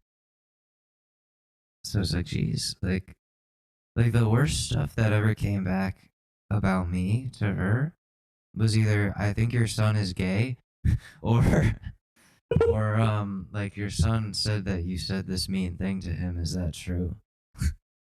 Which is like, great. Wait. So and so, like, I'm gonna be in even more trouble. Isn't that the part of like Anonymous where you're not supposed to like? Oh no, this wasn't about NA. This was just like. Oh, okay. I was like, wait a second. The worst things that like got back to my mom about me were just like those two types of things. Never like he's doing drugs. He's smoking cigarettes in the parking lot like a prick. Like a prick. I gave that info out on my own. As a 28-year-old woman, I'm still scared of my parents with like because my boyfriend smokes and like what was it like he was like hey like well he didn't like there was one time where I was like I'd be driving to the garage that he owns because we hang out there sometimes and he's like can you pick me up a pack of cigarettes? I'm like yeah, $7 no problem because it's one of those things where it's like he takes me out to dinner all the time and I'm over here like he insists on me never paying and I'm like I gotta do something where it's like here's gratitude, I like giving gifts, this is a sign of affection for me. But like my bribe for not bribe but like thank you little gift was like for driving me to jury duty that ended up not happening. I was like I got him a pack of cigarettes, I got him some of our favorite candies, you know, like because he was gonna stay over and drive me like early in the fucking morning and end up getting canceled. I'm like I had like a pack of cigarettes just chilling in my purse and I'm not a smoker. Yeah. Like I was like I really hope no one goes through my fucking purse because I do not need to have a fucking yelling mattress like what are you smoking? I'm like it's not mine because that happened when I was 16 where my friend's cigarettes was in my purse and my mom found them. She's like, yes, okay, oh my gosh, you must be doing drugs and this and that. I'm like, no, that's actually not mine. Like the classic excuse too, so they don't believe I know, they don't believe it. That's because my mother is huge on projecting and she smoked as a teenager. And I was like, well, like that's actually not mine. That's the fucked part, man. Oh, Jeez. parents. Yeah. Parents. Oh yeah, they're insane, and that's why I will never be one. I am getting a vasectomy. Nice. I was thinking about getting a tubal litigation. That's in my opinion, that's the way to go. Like I don't want to worry about that. I don't want to have to worry about that. I don't want to be able to bring life into this world. And, that's okay. I want to extend my longevity on this earth, and I feel like having a kid would just make me more miserable. It's not for me personally as well, but it's like there's people out there that they're like, in my life I absolutely need kids. I'm like, you do you, honey. Like, I'm not gonna yuck your yum where it's like I'm over here like, ooh. Yeah. Ooh. Yeah, just keep that kid away from me, because I can't stand them. I don't know what it is. It must be like an evolutionary thing of like to curb overpopulation. Like, we're gonna make some of these people disgusted in kids. You know, the worst part is that kids love me. I think it's because I don't ooh and ah over them. I'm like, sup, dude? Yeah, they're like, hey. And then it's like I saw my teacher kissing the PE teacher today. I'm like, oh, really? What? Like, they just I don't know, they flock to me. My mom's like, yeah, they've always flocked to her. We have no idea why. And I'm like, I don't either. And my mom used to be like, you're gonna be a great dad one day, and I'm like, don't put that on me. Right. I'm oh not my doing gosh. shit. Oh. I want to get high and not have to worry about driving this kid to fucking soccer practice. And like that was a big thing in my last relationship, was like, I think I got to a point where I was like, you know what, maybe I would want to have kids. And she was like, no, like I don't want kids. Like, and she started like laying out not laying down the law, but being like, well, like, what are you gonna do when I'm pregnant? Are you gonna keep smoking weed and drinking? And I was like, yeah. Like, why would I stop? I'm not pregnant. And that was not the right thing to say. Mm-hmm. But then I worked it down to, okay, can I like go to a different room and smoke weed and like just a little bit like at night? And she's like, no, that's not fair to me. I can't smoke weed if I'm pregnant. And I'm like, okay, what about when the kid is, when you pop the kid out and it's just like, the kid's in bed, and then can I smoke weed? And she was like, no, because like we still have to like be parents. And I'm like, fuck. Well, then when do I get to smoke weed? And she's like, you don't. I'm like, oh no, this is exactly what happened with my parents. I can't do this. Like, I'm on the bias side where it's like, I don't know your ex like that, but at the same time, like, I get where she's coming from, where it's like, if you're undergoing such a huge body transformation, and it's like, you can't even have fucking coffee anymore. Like, you can't have deli meat. Like, it's like a lot of spouses nowadays, they'll be like, well, my wife's on the pregnancy diet, so I have to join too. And like, they're like, oh, wow, this is miserable. It's like, you weren't even carrying a child. Yeah. No, I get that. And I was about to say, I hear you and I understand. No, I do though. I get that, but at the same time, I'm openly being like, I'm selfish. Like I'm selfish, and I'm not gonna have kids because I'm selfish, and like I won't be able to give that up. I don't think it's selfish. It's like, this is what, like, not to say like it's a priority, but it's like, these are the things I like and want to keep in my life, and yeah. And I'm not exactly interested in having children, so why would I have children? And like, it's like, you don't have to justify where it's like, if I just want to keep smoking weed and I don't want kids, fuck it, that's perfectly fine. Yeah. It sounds stupid too, like thinking about it. It's like, damn, like you don't want to like start a family because you want to you just want to like get high and laugh at funny shit and just like I could sit here and psychoanalyze that forever, but I won't, aside from like just still having unfinished business with like finishing my childhood that I never really like got to do. Which like is a full sentence. Just someone's like, do you want kids? No. Don't even have that's like, because I feel like being contradictory, where it's like, well, I could see where she's coming from, but at the same time, it's like, you just don't want to have kids. Fuck it, that's okay. You want to keep smoking weed? Fuck it, that's okay. As long like my whole thing in life is like, as long as you're not trying to bring harm to people or like things in this world, like do whatever the fuck you want. And if someone disagrees, it's not like, they're not living your life. They can live their own life. It's like, hey, I support you as long as you're not harming people or harming things, and I won't bug you. Don't bug me. Fuck it. Like, but oh my gosh, like my goal, I just want animals around, like mostly just cats. Like fuck yeah. I love cats, and if I can like get my own house one day and have at least like 4 cats at once, that's part of living the dream to me. Oh, yeah, I got my cat. She's a spoiled child like me, so I think that she's gonna be an only child for a while. Yeah. Like we have our other 2 cats that are the family cats, but obviously my cat lives with me and the other cats, so they get up to shit and giggles with each other. They're up to shenanigans all the time. Those little little shitheads. Yeah, Susie can't do other cats. She like my cat Susie. She can't like be around other cats. She's an only child. She's spoiled. Of she course. freaks out so much. Like it becomes a big point of like trauma for her. Mm-hmm. I think from living in the streets and having to like defend her dumpster. Also, female cats are more like, I don't think it's territorial, but like they're hard to get along with other cats. Like boy cats, they get along with each other easier.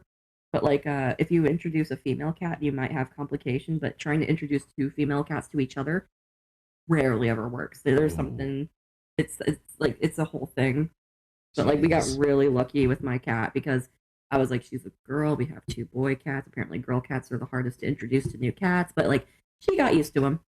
Like at first she was like a little bit more apprehensive and like would hiss at them or like meow or like swat at them. But now they're chill. So she got used to it. I'm like, thank goodness. Yeah, I've been away for a few weeks from this podcast and not able to record. Partially because like I was cat sitting. That's how it started out. I was cat sitting for my girlfriend. She was away for a little bit, and her cat, sweet, very sweet cat. And I brought Susie with me because I was like, well, I'm not gonna like leave her alone the whole time that I'm gonna be here. So we both thought, like me and my girlfriend, who I don't know if she wants her name out, but she's gonna come on the podcast at some point and talk. Talk about things. And I might be helping her relaunch one of her own. But we both thought, let's try to introduce them and see how it goes. Just so like when we stay at like one another's places, they can come and hopefully get along. And that is not how that went. The family did not blend. They did not blend. Yeah, they did not blend. It was a few weeks, and they did not blend. And maybe we just didn't do the integration properly, and I wasn't as attentive as I could have been. But like, it culminated in Susie getting slashed in the face. Not slashed. Oh, no. That sounds way too violent. She got scratched. She got scratched in the face, and that ruined their dynamic. And then and like at the same time I got COVID, so I was there, like stuck there. No. And like, so these cats want to kill each other, and I'm like, well, fuck, I'm like gotta quarantine. And I just got back last night, and yeah, it was rough for them. And I think like my girlfriend was like, so how many days has it been? You can go back now, right? I was like, okay, yep, I'm sorry, yep. Little guy needs his place back, needs his room back, because Susie commandeered a whole bedroom. Of course. And it was I was like, fuck. She wouldn't leave that room. I was like, come on down, like come do something else. She's like, nope, I like it here.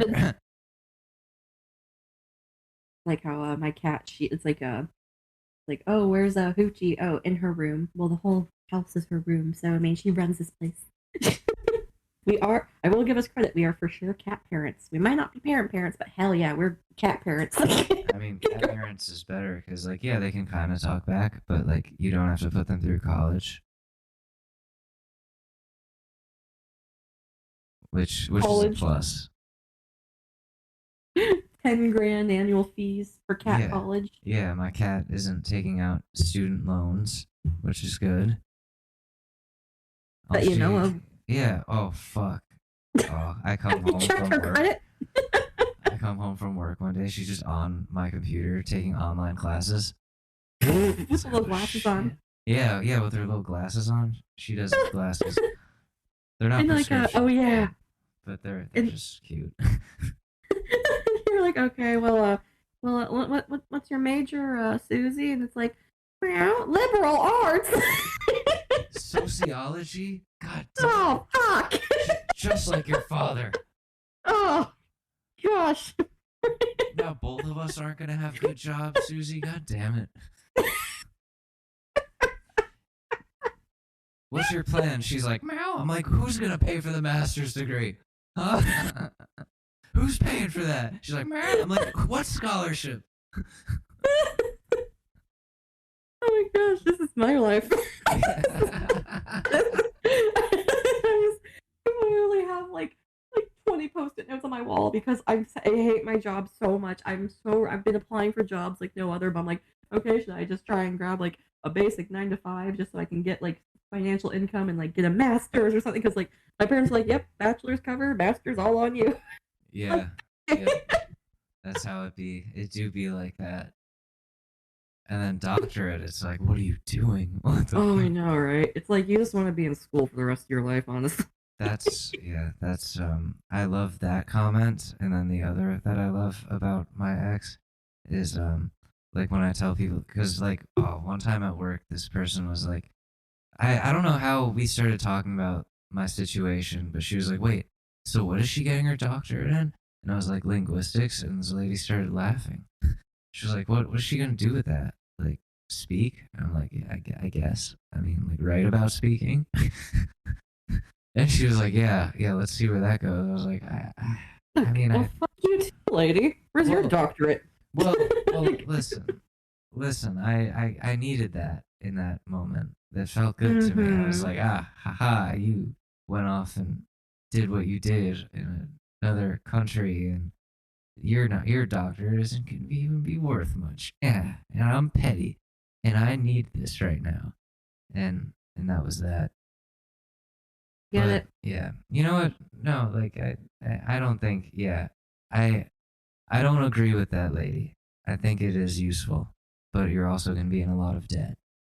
Oh yeah, seriously. Oh, um, I'm sorry, ADHD. Hey, I sent Alex a voice memo earlier about this. One of these people that work at one of my client contract fuck. stores, and Yeah. well, leading up to it, she's like, yeah, like I'm like not saying she's struggling, but she's having a hard time because she's like, I'm trying to get full-time hours. I'm trying to become like a shift lead because then I can make $3 more an hour, and everything's getting so expensive, and rent and bills and utilities, and this child, she's like about to be 21 and has to worry about all this shit. And like she even was like, yeah, I had to drop out of school where it's like either finish school or get a full-time job or blah blah blah. But like her boyfriend like went to a private university, and she goes, yeah, like he can't find a job. And I'm like, I'm not trying to make everything seem dismal, but I have like a good chunk of years of like marketing under my belt, and even I'm having like a hard time finding a job in my field because either A, it's underpaid, or B, like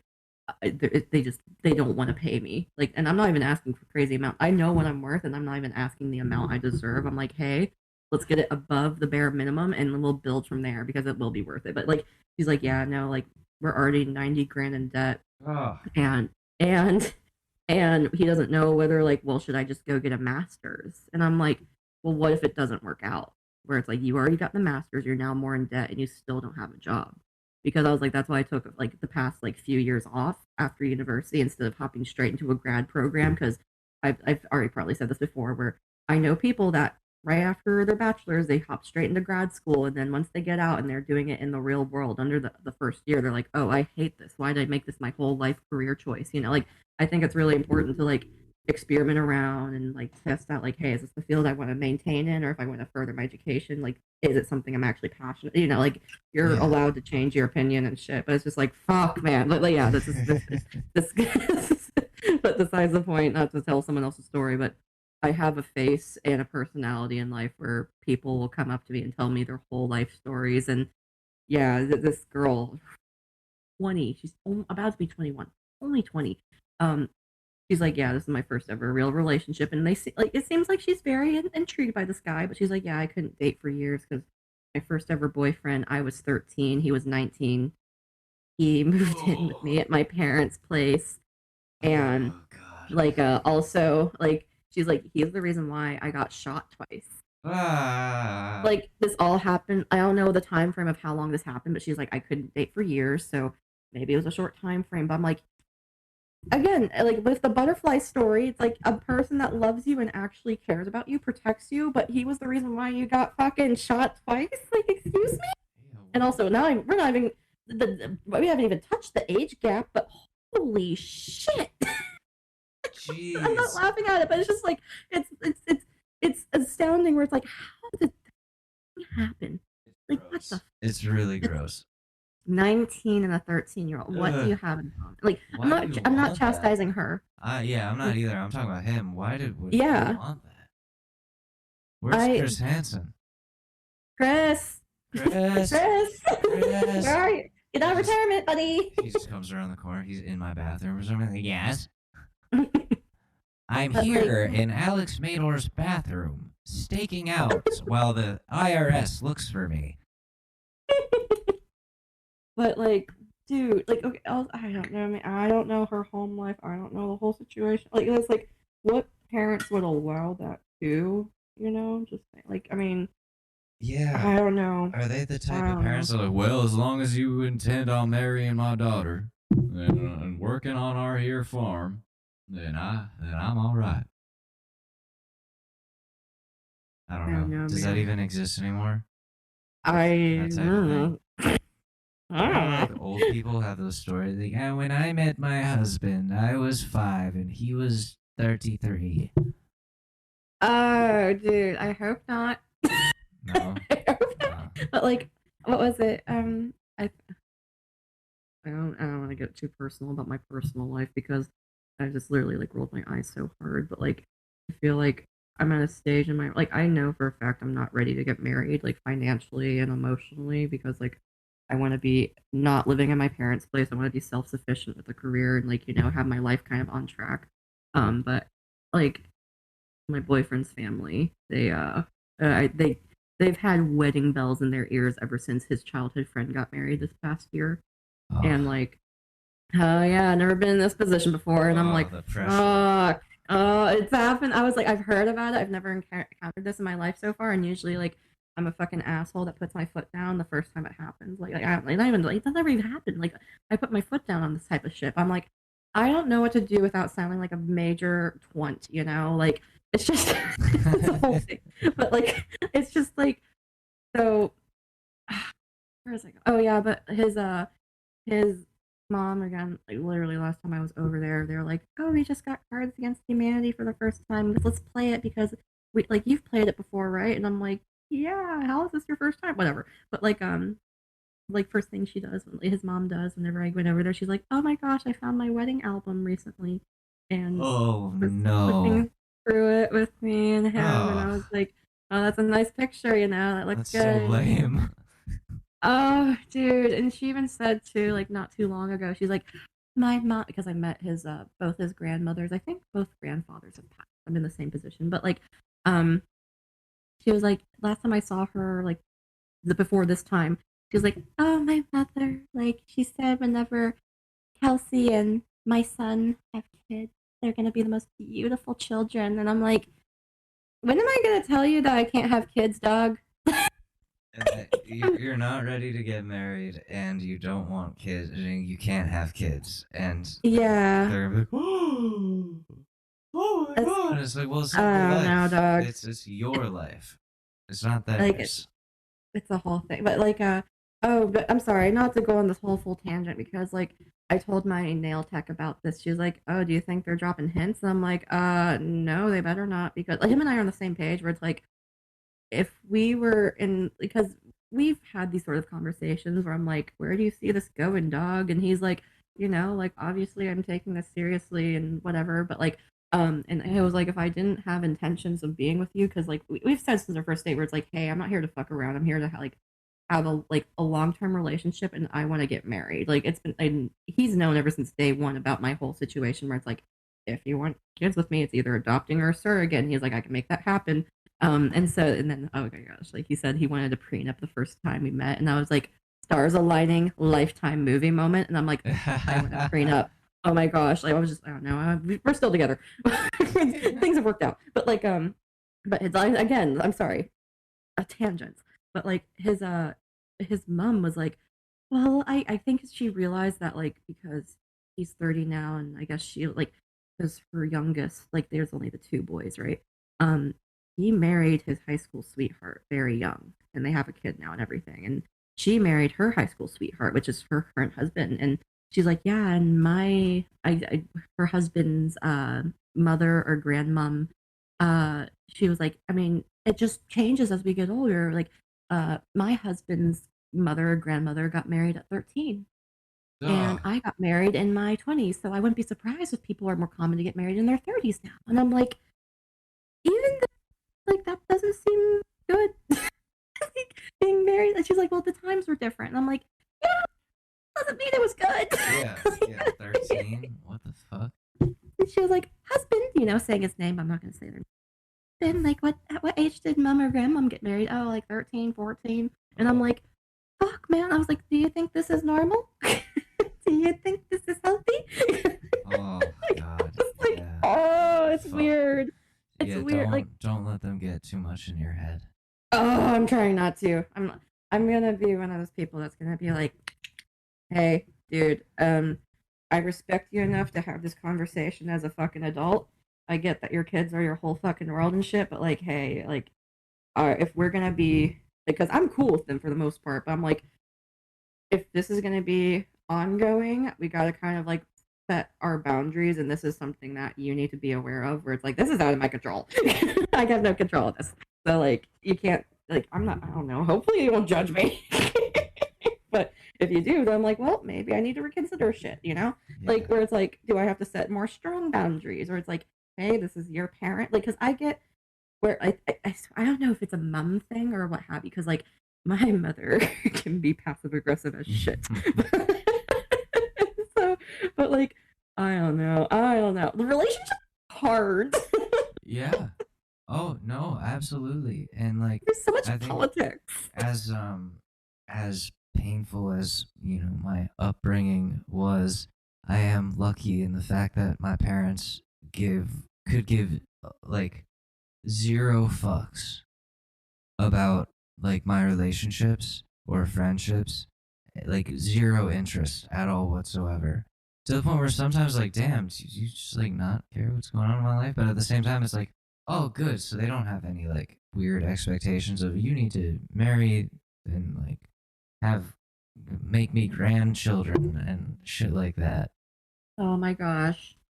I'm in a similar boat where my parents care, like they're involved in my life, and like I'm one of those people where it's like, obviously I never shut the fuck up about my boyfriend, but like I'm one of those people where it's like, don't pick and prod me for information. If I provide information, it's on my terms, and I always tell shit. I always talk about shit, but it's like, don't like, they've never been over here like invasive in that. Especially, I am so grateful, especially as a female, because I just like. But now I'm over here experiencing it with on his side. And I'm like, do I have you set the boundary, or like, hey, fucking chill? Like, I don't know. I don't know. Yeah, that's a talk you guys have to have. Definitely. Yeah, where it's like he he he's kind of like he's very easygoing. He's very lax about shit. He's like, if something bugs me, I'll say it. I'm over here like, hey, this is kind of bugging me. So can you kind of like smush this, like get this handled, you know? But like I don't know. I think you're right though. It's something that we should talk about. But speaking of offspring, am I the asshole from r/Emma? And we're back. Hey, I wrapped it around again. Okay. r/Am I the asshole subreddit? Am I the asshole for not wanting to help my significant other with our twins? Oh fuck! Wait, I need a sound. I got a soundboard sound for that. One second.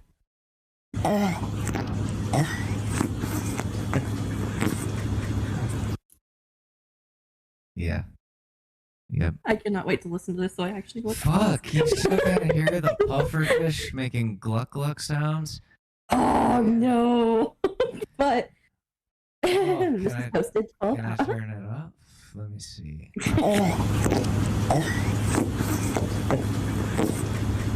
I heard it a little better then, but if that was too loud for our audience that might still be listening, sorry. Oh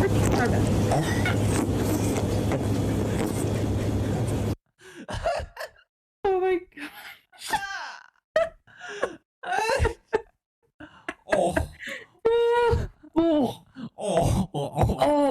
Dude, okay. Before I get into this, I'm on a weird part of TikTok with like people pretending to be NPCs.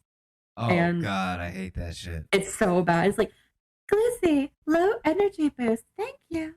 Or like there's this one guy in particular that I can't watch him because it's so cringeworthy, but he's on the streets of New York City and he's like playing like a mid-2000s like NPC, but he's like, Glizzy. Oh no, not the Glizzy Overdrive guy. He does the hand motion. Overdrive guy. Yeah, he's all over Twitter. Like, people are like, yo, what the fuck is this? And he's just, Glizzy Overdrive, Glizzy Overdrive. Whoa. I was like, yo, the money is tight. You're like, I'm over here tempted, like, should I even fucking go? Or like, spread the butter. Spread the butter. Like, oh my gosh, like, I'm honest. Yeah, fuck yeah, do it. But like, it's whole started and I see her on my page all the time now, the Monster Energy girl. Like, okay, I gotta give her credit. She puts in the work because she takes like 2 hours to do her makeup and she looks like a raging scene queen from the mid-2000s on MySpace. I was a little scene wannabe kid too, and I'd be like, oh my gosh, why can't I look like her and have feathered hair like that and like cool ass makeup? And it's just like, roses smells almost as good as Monster. Like, her whole thing's Monster Energy. Everything's Monster Energy. It's like crazy. It's like, microphone, can you hear me, Kyle? Oh my god. It's so wild. Okay, I'm sorry. Back to the, am I the asshole for not wanting to help my significant other with our twins? Posted 12 hours ago and shit's already locked. Sorry, I'm so sorry. We have 4 kids together in total, ages 6, 4, 1, and 1. For context, I've always been vocal about not wanting more than two kids. Our firstborn is a boy and our secondborn is a girl, so I was happy to have one of each.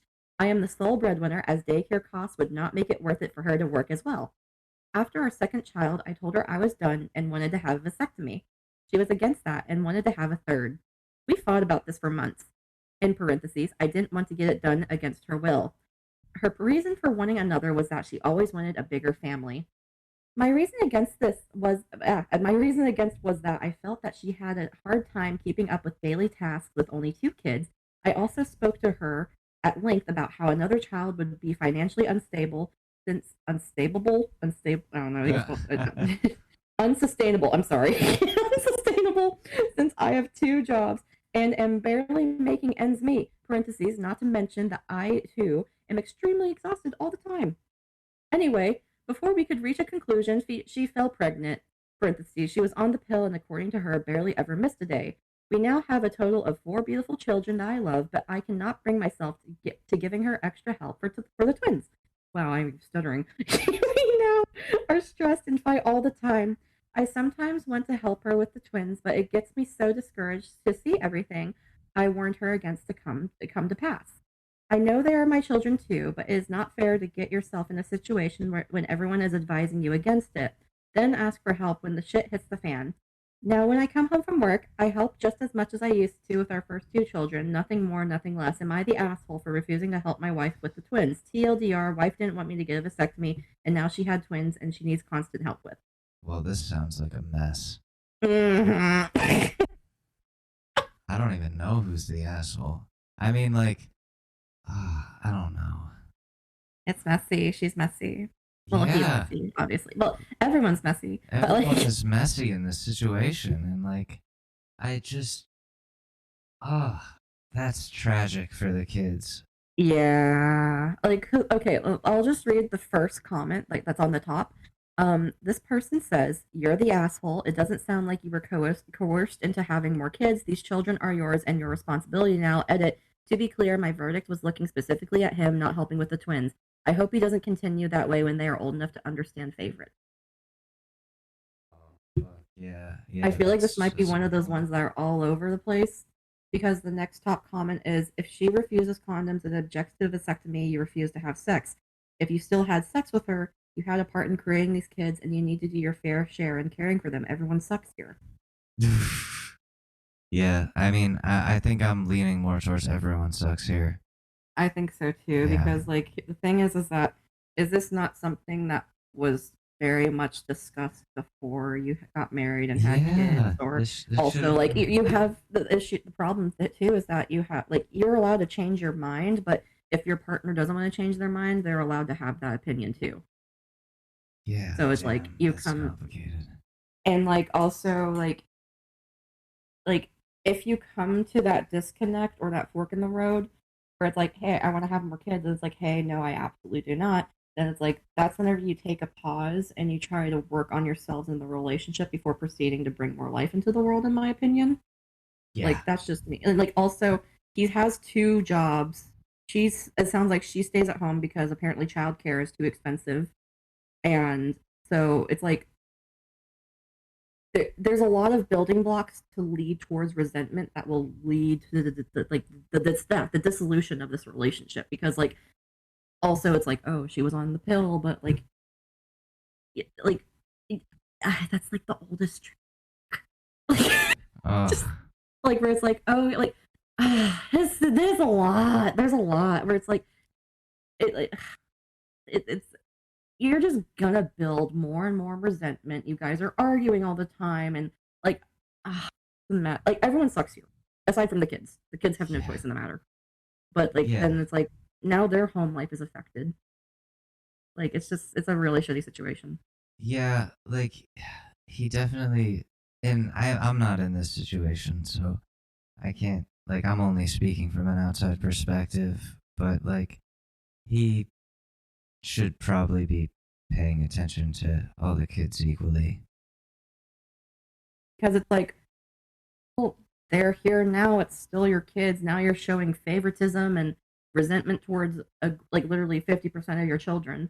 Where it's like, Yeah. they're still one, but well, even then, like, babies can pick up on social cues. Oh yeah, yeah. Like nature and nurture, bitch. Like it's a whole fucking thing, and it's like maybe when you're older, it's like, why don't my kids like me? And like you say that you love them, but at the same time, it's like if you're obviously very overtly going out of the way where it's like, I'm not going to give more effort than what I am to these two other kids, what it sounds like, then it's like they on that, and then they like, there's also the issue where they won't bond with you, Yeah. and then it starts like fucking under a year old. It's a whole fucking thing, psychology, and oh, it's crazy, nature and Oh nurture. yeah.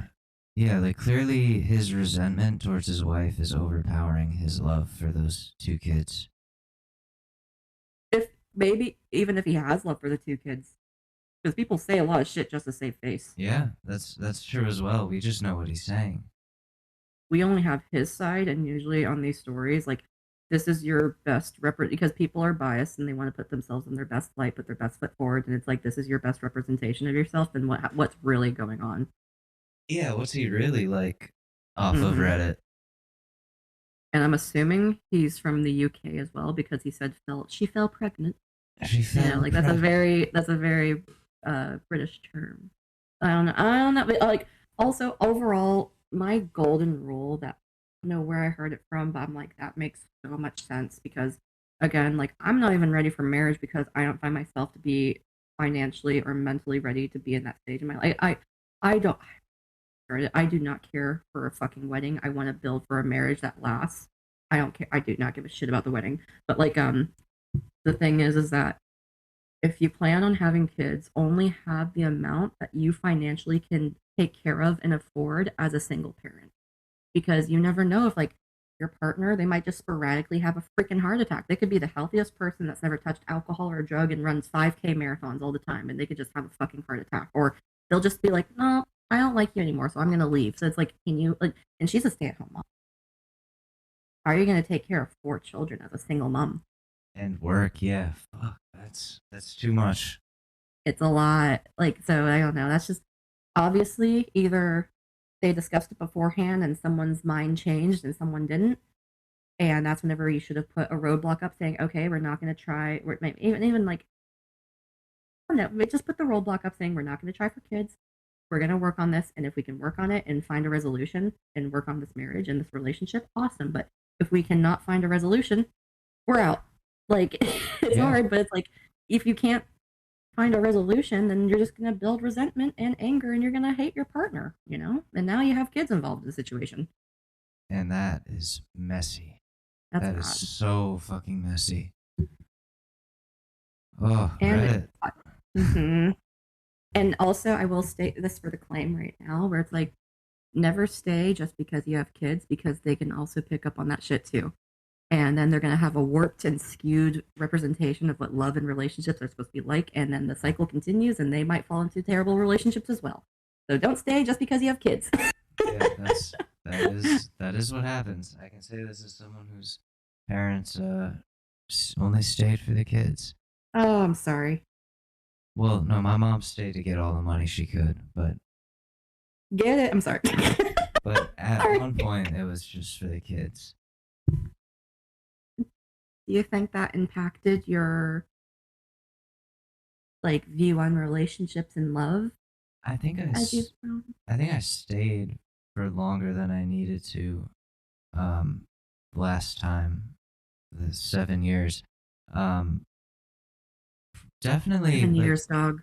Definitely because, like, partially, because like, damn, I put so much into this. Like, what am I gonna do? Like, I live with this person. We have animals together.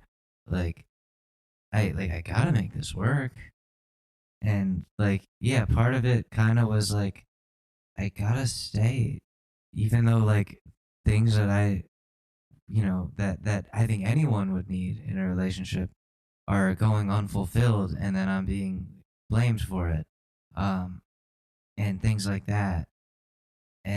But I still was like, you know, like I should just, you know, that's what people do. They work on it, right? Like, they work on it. Like, we built all this together, and I'm just gonna, I'll fix it down the road, and that I can fix it later attitude just didn't work out. Yeah. So to answer your question, yeah, I do think that definitely affected me. You heard it here first, folks. I'm sorry. No, but like, no, obviously, like, but like, you got out of it, though, and you've been learning and trying to heal and trying to cope. I only got out of it because of the way she ended it. Not to sound like a typical Southern lady, but is that not a blessing in disguise? Because you could have kept going. Yeah, no, that's true. That's true. And who knows who I would be now, like almost a year later. Jeez, that's crazy. It's September now. So like Halloween is gonna be like when it ended. Like a year ago, which is like, wow, okay. So like it's done. And I think that's like part of like I mentioned to you, I don't know if it was on recording or off recording. Like I feel like I'm going through like a man period. Mm-hmm. Yes. Yeah. And part of that is because of like quitting drinking and feeling all of my feelings that I, for like the last 10 or 9 months or whatever, like wasn't allowing those feelings through. Now they're all hidden. Yeah. And then also like it's September and do you remember? Sorry. Yeah. Wind and Fire reference. I'm so sorry. I do remember the 21st night of September. Are those the words? I don't Do know. you remember? We're gonna get copyright strike again. Okay, I'm sorry.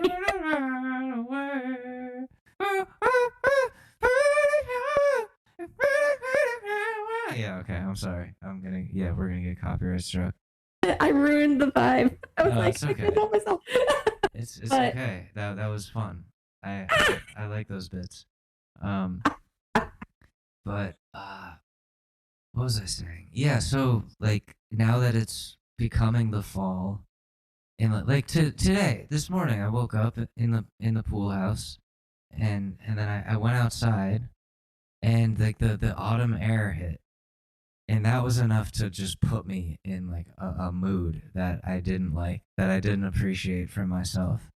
Where I was like, why do I want to cry? Like, what the fuck is this? Why do I feel like this? And I like sat down on the couch, just like, oh, what's going on with me? It's like a man period. It really is. Yeah, it really felt really like one. is. And I was like, and all day I've been trying to figure out like what is going on with me, like, cause now it's September 2nd, it's 12:35 a.m. But like today, I'm still gonna call it today, like being September 1st. I'm like, well, shit, we're like a little over a month away from that day.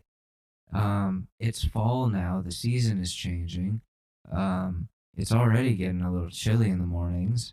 And like, I'm like, damn, this is gonna sound stupid. This is the first month without so-and-so, or the first fall without so-and-so in my life. And it's like, okay, yeah, but like, I got other shit going on. Like, I'm like content and I'm happy and I'm like dating someone and have been for like a few months, and I'm not like discounting that, but at the same time the change of the season is like this is the first Still grieving. Yeah, I mean, even though like sorry. No, I was gonna say, like, even though it's like been some time, like, you know, it's still a grieving process, even though you're not really grieving in the sense where it's like traditionally where it's like, oh my gosh, they're gone. It's like they had a huge impact on your life because someone that was a part of your life for 7 years. Yeah. Like, that's a major fucking deal, dog. It's more like, and this is the best way I can word it in a humorous way. It's just me being like, damn, I used to go to the farmer's market with that bitch every fall. And now I don't. Go to a pumpkin patch with your new boo. Yeah, that's true. That's true. And I'm not calling her a bitch. I'm saying the other person, and I don't even mean bitch in like a fucking bitch. I mean that in like the damn. Yeah, I used to go to farmer's market with that bitch. The fuck is wrong with me? Gonna be mad either or, so it doesn't matter at this point. Like, no matter what we do. Which person's gonna be mad? Ooh, no, not like that. Just it's not even someone we know. It's gonna be someone in what's your usual demographic? Like top 5 states? Virginia, New Jersey, Connecticut, New York City.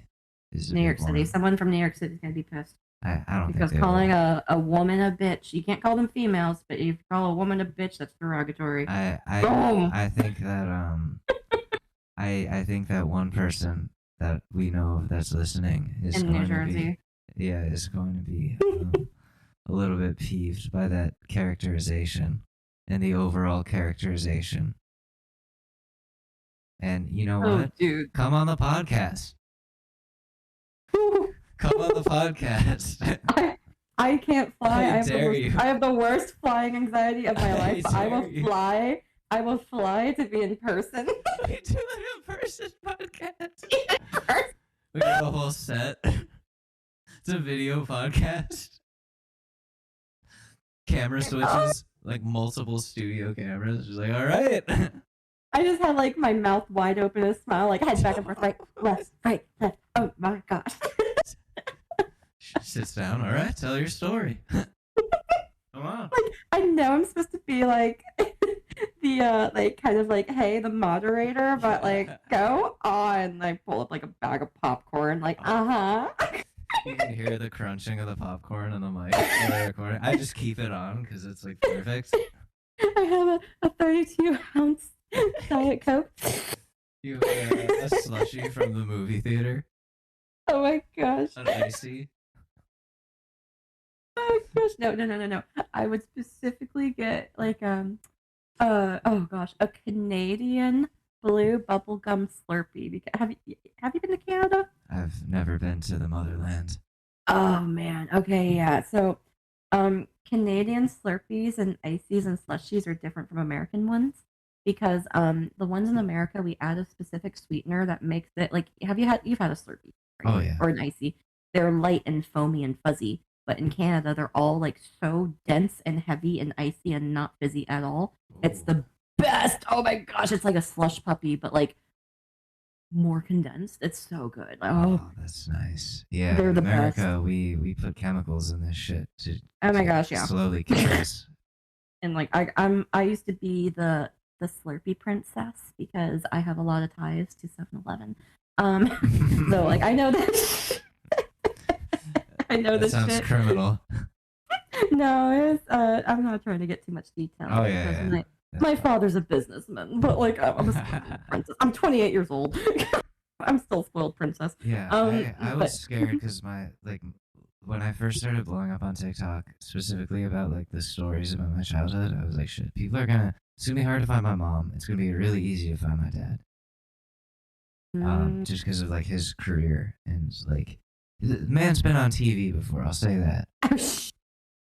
So I have trouble with that. Also, there's like, I don't like the idea of living in his shadow.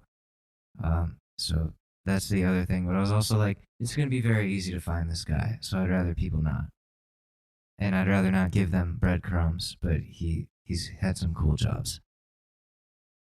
Position myself where like, my parents have done very well for themselves, and I'm very grateful for the life they gave me. Their success is not my success, but they let me splurge in it, so I'm grateful for it. But at the same time, like, I get on the internet and say a lot of stupid shit, and I get embarrassed where it's like, hey, guys, like, because I see a lot of people I went to high school with, they're like, check out my YouTube channel. I'm over here like, hey, I made a podcast. Do you want to check out the episode? And I want to share it more often, but I'm over here like, it's like, I guess a stigma where I'm like, I get a little embarrassed and a little shy, kind of like kicking hands behind my back, kicking my toes, like, you guys want to check it out? Yeah. Because like I'm the worst social media person in the world because I should be promoting my shit, but I'm over here like, this is my hobby that I enjoy, and do I want it to get better and I do it more often? Absolutely, but I need to get over this like stupid little fear. No, I get it, and I make an effort to not. You make a huge. Oh, I was gonna say you make a huge effort. Like you do so much. Your online presence is way more than I do. Well, a lot of that is there's just a lot of like just shit beating at my head all the time, or just a lot of just like unnecessary activity going on in there that I'm like, I need to get this out. Like just constant shower thoughts. And I'm like, I need to get this out somewhere. Like, this needs to go somewhere, and I need to get rid of it. And, like, but it's also in spurts where, like, there will be days where I'm like, I'm 4 videos a day, multiple accounts. 4 videos. like, running the social media for, like, my side job for a company that, like, does AI stuff. And then, like, but then there's days where I'm like, I can't do it. I can't do shit today. And that's why like music is kind of taken to the back burner for a while because I'm like, well, there's all this other stuff I want to do too. I want to do the music too, but there's never really a time where I can like set aside, let's say like 7 hours in the day to like really churn something out like musically. And that's a whole process, and that takes a while. And I believe it. Yeah, and it's tiring and it's a headache. That's like the only time in my life where like nowadays that I will get a headache is working on a song for too long. Sometimes you just like get up and it's like working where it's like 15-minute break, take a walk, go for a swim, eat some food. Oh yeah, and earlier I was gonna mention again ADHD, the HALT method.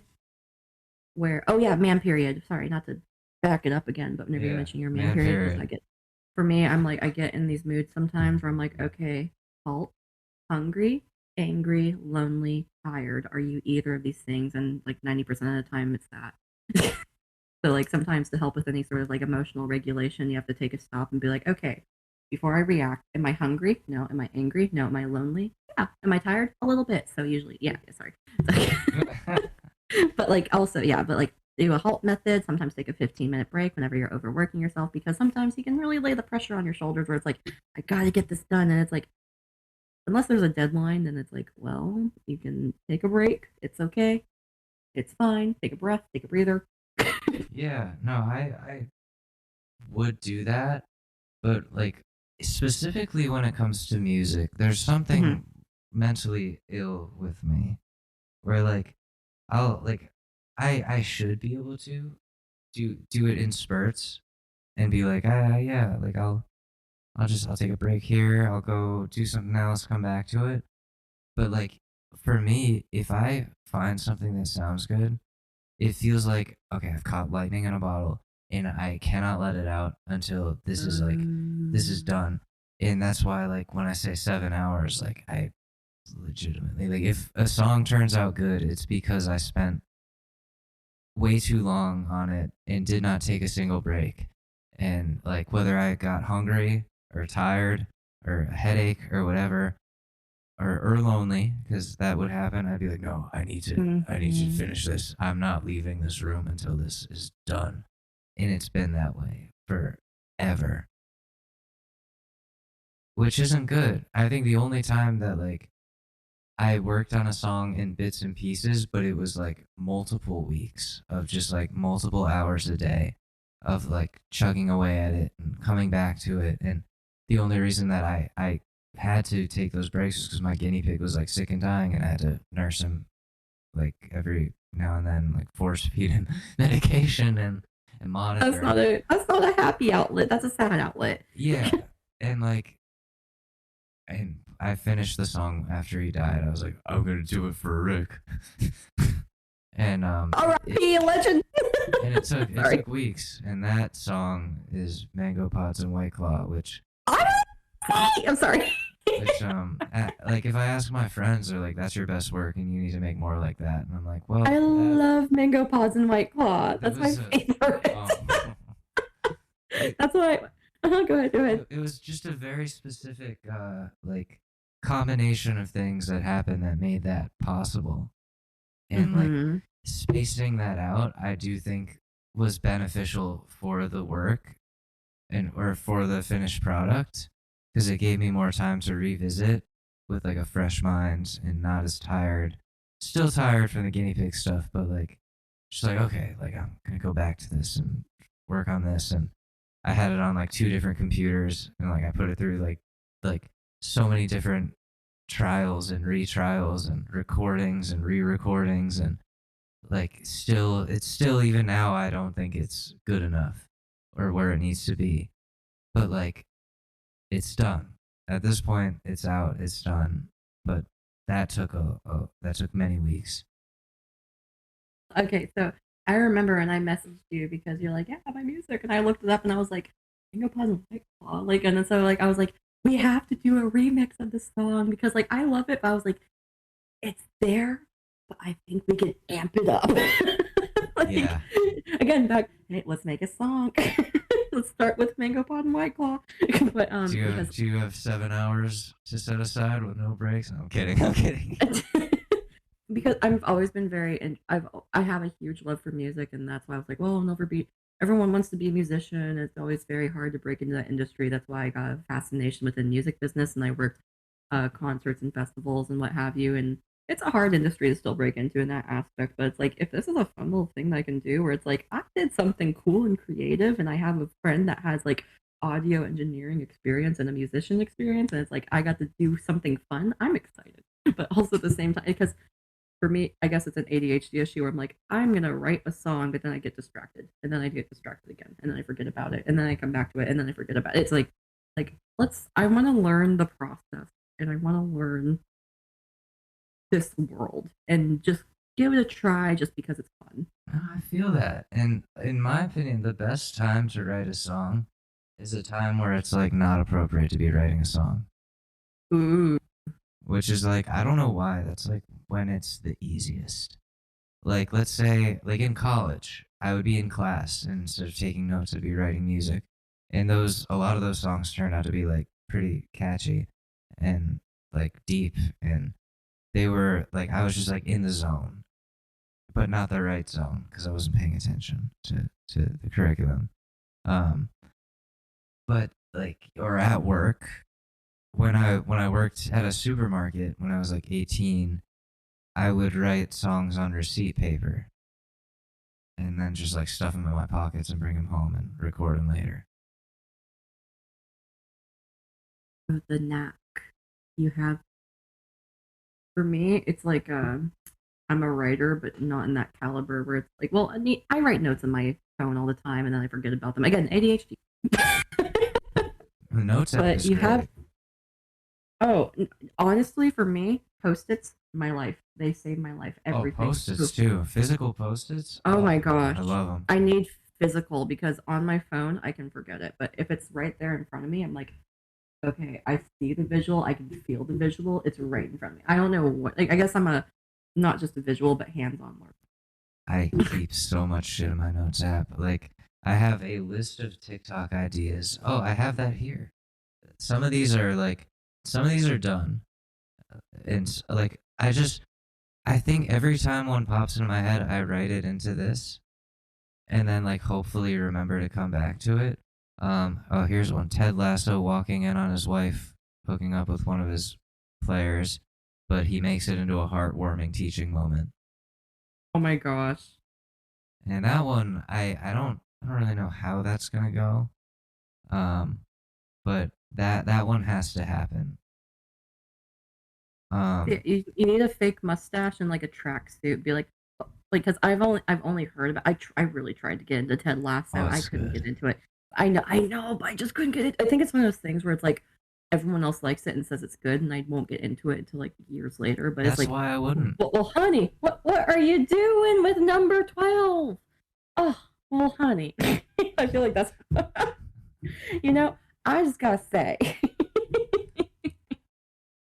It's like it'd be like hey honey, I brought. Damn, I'm nervous. Why am I nervous? I've been saying horrible things for the last couple of hours. You'd be like, honey, I'm home. I brought biscuit. Oh my God, what is going on here? Listen, no, don't get up. I need to know. Oh my God, Bumper Catch, is that you? That's the name of one of the players in the show. What? What are you doing with my wife? Listen, no, sit down. And then he sits down on the bed with them. He's like, no, I just want to know, is there something I did to upset you? Because I would love to hash that out with you right here. And just turns into like a really heartwarming thing. Some like nice music comes on while he's talking. And makes like a little analogy about like, you can't get out of the gopher hole unless you try to climb, like some shit like that. And at the very end, it's like, are we all feeling better now? We got our feelings out. Yeah. All right, let me join you. Let me join you. He has a threesome. No, he goes, let me join you. No. Oh, all right. I'll be in the other room.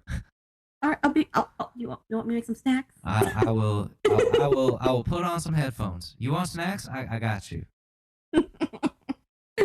But last story of the night. Oh, here we go. I have not read this one. Aside from the title. Sorry, because we were talking about husbands. Am I the asshole? Am I the asshole for not being thankful for my husband's low effort gift? Oh no. Mm-hmm. This one's a quickie compared to the other ones I read. Oh, and punctuation. Again, I can't get over it. Reddit, come on, punctuate. So, me, 34 female, have been married to my husband, 37 male, for 11 years today. Oh, also, this was posted 8 hours ago. It's not locked yet. I honestly wasn't expecting anything. Ever since having kids, we don't go all out on anniversaries/birthdays or Christmas. Life is hectic for us, and usually neither one of us gets a chance to go shopping for our other. So, once again, I don't expect anything. A few weeks ago, I mentioned to him how I wanted a ring updated, even sent him a link to a website, that sold inexpensive rings of what I was thinking about. He asked if that what I wanted. I'm sorry. I said, yeah, I am good. Yeah, am good with that. I'm sorry. I really should have read this before this punctuation. Okay. He's asked if that what I wanted. I said, yeah, am good with that. Fast forward to a few days ago. We go back to school shopping for our boys. I try on Birkenstocks. Am amazed how comfortable they actually are. What if this is actually just like Birkenstock trying to hop onto Reddit, be like, wow, Birkenstocks are so comfy, but my marriage crumbling. I'd believe it. I would believe it. I wouldn't put it past anyone. I know, right? I'm amazed how comfortable they actually are. He says buy them. I say, am unsure. Oh my god. I'm unsure. Parentheses, side note, I am a very indecisive buyer. I need to think about my purchases and pick out the perfect item if I'm going to spend that much. So I leave them and exclaim, I'll do some research and figure out which kind I want. I'm excited at the thought of trying on different ones. This has to be like a 14-year-old. Okay. Or I don't know. Okay. Fast forward to today. I make breakfast for everyone a little more fancy than normal. I have to work for a couple of hours. What the fuck story did I choose? I am so sorry, Alex. My son uses this opportunity to go back to the mall and buy the Birkenstocks I tried on as an anniversary gift. Long story short, I want to take them back because I didn't decide these are the ones I wanted. Now his mad am not grateful. I just feel some kind of way on the low effort gift and getting mad because it's not what I wanted. I do feel like a brat though. I mean, he did do something nice, right? Am I the asshole? I mean, your grammar is or spelling ability. Moving forward, I'm gonna start vetting stories. No. It's I got the gist of it, and it's like maybe not the asshole, because like sometimes you get gifts and it's not something you would use. You want to return it, exchange it for something you would use.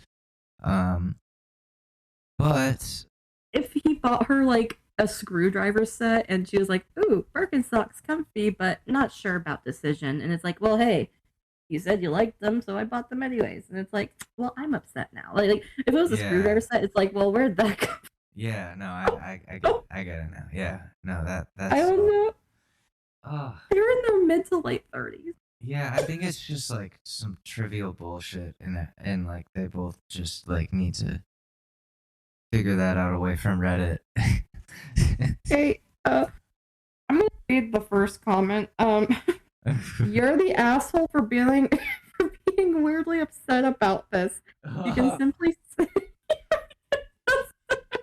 I'm kind of like on like upset. You're being weird.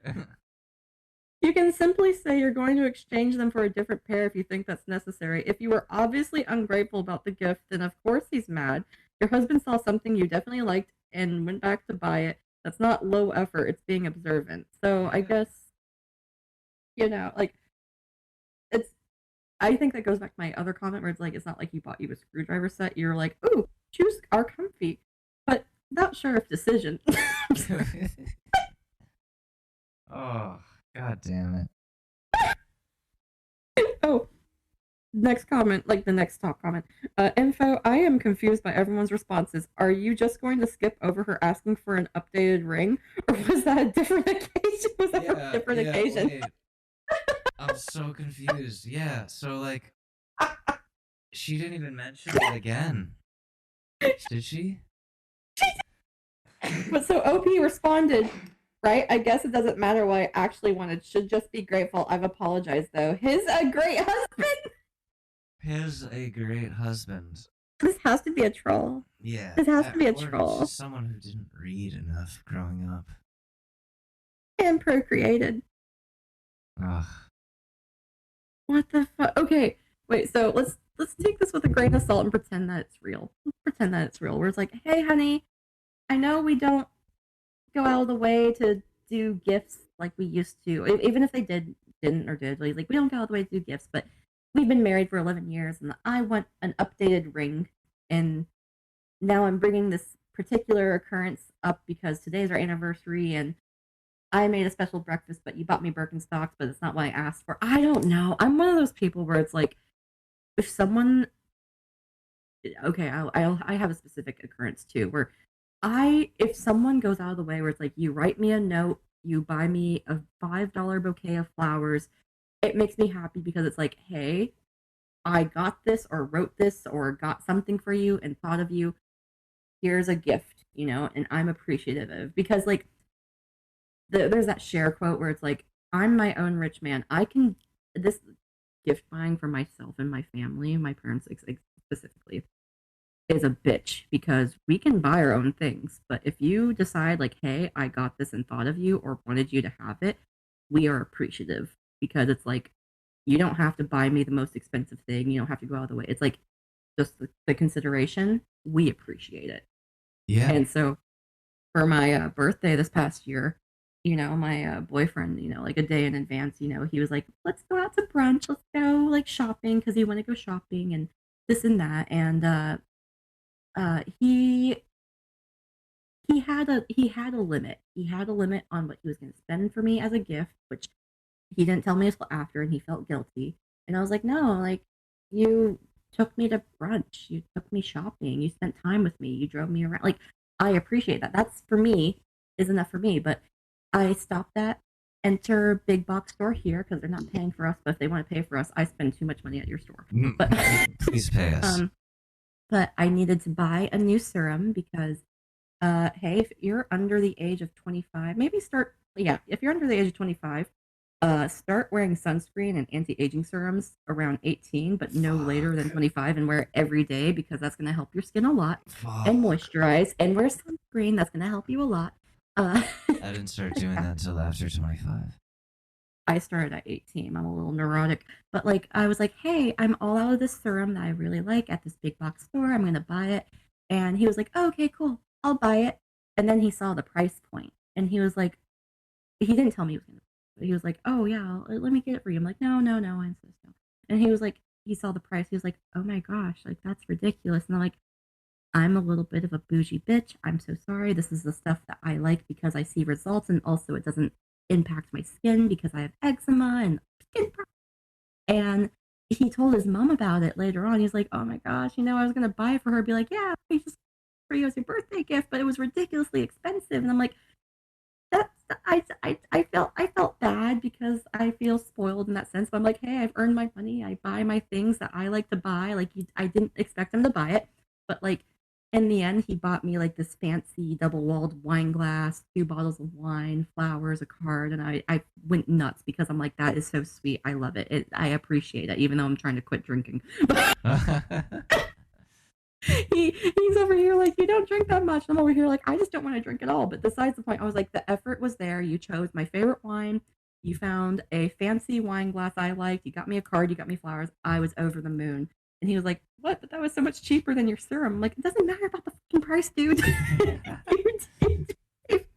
It's the thought that counts. Like, especially in relationships, when it comes to gift giving, like in relationships, like you get me like a Beanie Baby from the gas station, and I would cherish it forever. Like, dude, yes. That's just like the way I am about that, because it's like, wow, like you saw this, you thought of me, and now it's here, and you gave it to me. Yes. And it's like, goddamn, like that's sweet. That happened like a few weeks back, like not too long ago. It was a few weeks back, because so my 21-year-old poodle Ted, I don't know if we brought him up on this podcast, he's passed away at this point, but like whenever the day Ted passed, my boyfriend came over, and I was like, bubbling a mess on the phone, like, I need. Like, he came over, dropped everything, saw me, and my other poodle, Russell, like, he's freaking out because he has separation anxiety, and he knew something was up. And I was like, well, I'm crying, you're crying, Russell's crying. Let's go on a walk, because he was freaking the fuck. He knew something was up, and he's better now, but he was stressed for quite some time. But like, we were walking, and I asked him, I was like, can we go on a walk, because that might make Russell and I happy, get a little serotonin boost, because working out will boost your serotonin. And so we were walking, and we have a new development right next door to me of a brand new house going up, and Florida sand, and these construction machines, the diggers, Diggers. I don't want someone to misquote me, but diggers. Just stop saying it. Just stop saying it. The scoopers. The scoopers. They dig up. They dig up the sand, and there's a bunch of seashells that are in the sand underneath the land. And I found a giant half clamshell because I collect these giant half clamshells, and I was like, "Ooh, clamshell!" And I found one, and my boyfriend was like, "What? That's a shitty shell." And I was like, "No, it's a big clamshell. I like it. I'm gonna keep it. I'm gonna throw it in my garden because that's what I do. I find these shells and I throw them in my garden." But he was like, "No, I'll find you a better shell." And like that following Saturday, he calls me up saying, "Hey, are you at home?" And I'm like, "Yeah." And he's like, "Okay, I'm gonna come over." And he stops by and he's like, "Here's a shell." It's a beautiful shell. It was a really good. It's in my room right now. Like I cleaned it off and everything, but it's this sun bleached conch shell. It looks like it's a beautiful spiralized shell, and it's giant, and it's like whole. And he was like, "I found it, and I told you I was gonna find you a better shell because that clam shell was a piece of shit, and you deserved a better shell." And I was like, "Oh, thank you." And then my mom tried stealing it, like, "Oh, that's a good shell." I'm like, "Fuck off, that's my shell." That's my shell. So like even something simple as that, where I'm like, "Fuck, he found a shell," and he was like, "I'm gonna give it to Kelsey because she likes to get." I told him I was like, "I like finding shells, like especially big shells." But yeah, I don't. With this though,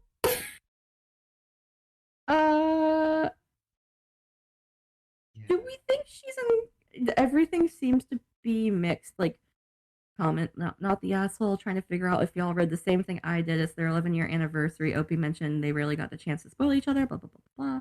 Like it's all over the place. But again, I think this goes back to communication and therapy. Maybe like work on the relationship. And it seems like you want things, and either partner is under delivering or choosing not to deliver, or you might be picking a fight because you made a point of saying, "Hey, I don't care about shit," but it's like, well, actually, I do care about shit. I don't know. This is messy. It's another messy one because like it could be solved or semi alleviated with communication, but that is a lot easier said than done for some people. Mm-hmm. And it seems like they're just not they're not seeing eye to eye. Oh, I guess the word of the night is communication. Learn how to communicate. Find your communication style. Find your communication style. Tell us in the comments, what is your communication style? And please don't tell Alex don't allow Kelsey back on. Yeah, guys, stop saying that. I don't know how many times I have to say it. I'm sick of getting emails about it. I don't know how you found my email, but every day I wake up to 500 emails saying, "Get Kelsey off the show," and I'm not doing it. No one, not a single person has reached out and said that. Oh, thank goodness. I have such low self-esteem. No. Not low self-esteem, but I'm so overly critical. I get that way too. Surprisingly, after all the stuff I said about Stephen Hawking and that other about it. the wiggling and the mom says I get the pussy this weekend and just all of that. I remember it, I hold on to it, and for a split second I do feel bad about it. Sometimes I after an hour I'm like, what did I say? What did I say? I have to listen. Well, this is 2.5 hours now. Well, I think we gotta call this recording to a close, but any I guess, do we need to send any apologies or any apologies? I want to apologize to Stephen Hawking, that one TikTok girl who had a kid and is in a wheelchair. I want to apologize to any conjoined twins out there. Who else? The old people community, the parent community, the Reddit community probably, because now we're contributing now, and I apologize to anyone that can hear. They have ears. They have the the one of the five senses of hearing to hear my bullshit. The United States government, I'd like to apologize to them. I would not like to apologize to them. Go ahead. And last but not least, I would like to apologize to my sophomore year art teacher, Mr. Kingsbury. Just because. Ooh, I would love to apologize to my sophomore and senior year art teacher, Miss Murdoch, because she was so kind to me and I was a little shit. Miss Murdoch, if you're out there, you hear that? Kelsey, sorry. Mm-hmm. Now you got to accept it. Oh, she took me on as her like student aide too, and I just did not do shit. Oh, I shit. didn't do shit. Like because my senior year, it was a goof off year because I should have graduated a year early, but I was in hair school, like because I did the trade program in like high school, and they're like, yeah, you can't graduate early if you do a trade program. So I was doing jack off classes, and I should have done better by her, but sorry, Miss Murdoch. Miss Murdoch, we're both sorry. You don't know me. I'm also sorry. This is the repercussions of our actions. We're on a podcast. Years and years later, just apologizing to teachers. Hey. To my algebra teacher, who I ran into a couple weeks ago, I know I'm supposed to call you and we're supposed to get coffee, but I've been avoiding it. I have no excuse. Just avoidance. It's you don't owe them anything. Also, my geometry teacher, Miss Lynn. Oh God. You fucking bitch. She got fired for a reason. It wasn't because of me, but she was. You deserved it. You deserved it, honey. That's why you can't get a teaching job ever again. So she's the one that needs to apologize. She's the one that needs to apologize. She just has anger issues. Like, anyone can be a teacher. Yeah. Like, I respect teachers. You are the backs of America, the youth of America, and your work. Like 95% of you are busting your asses, but there's that 5 to 10% that's like, well, I can't get a career in anything else, so I'm just going to do education. I'm like, and they end up just being terrible. That was Miss Lynn. Oh. And she got fired, and she couldn't get a job ever again, so she retired. But but it's just like, oh gosh, there's some people that leave an impact on you because they were a good person or a very bad person. Miss Lynn was a very bad person. Oh God, yeah, we had. Alex, where can people find you so I don't have to remember high school anymore? Oh yeah. People can find me on this podcast. Hi. On TikTok at Alex Mador, Instagram same username. What else is there? Facebook Reels. I don't know. YouTube Shorts. A lot of short form stuff, so you can just have me in doses. Yeah. What? Oh, and music. There's music and stuff on Spotify. Okay, Alex, I'm gonna. All right. We're gonna have a project. We're gonna have a project. For me, it's Kelsey A. KELSEYAYYE. Like, Instagram, Twitter. I'm not even really on Twitter. I'm just there to lurk. TikTok. I haven't posted shit because I get self-conscious. But you can see what I liked on there, I guess. I don't know. A lot of recipe videos. check out Kelsey's likes on TikTok. Oh, but I started posting on my stories again, so on Instagram. So check me out there. I'll start being more proactive. Hell yeah. Maybe I'll do a face reveal of my boyfriend someday. Who knows?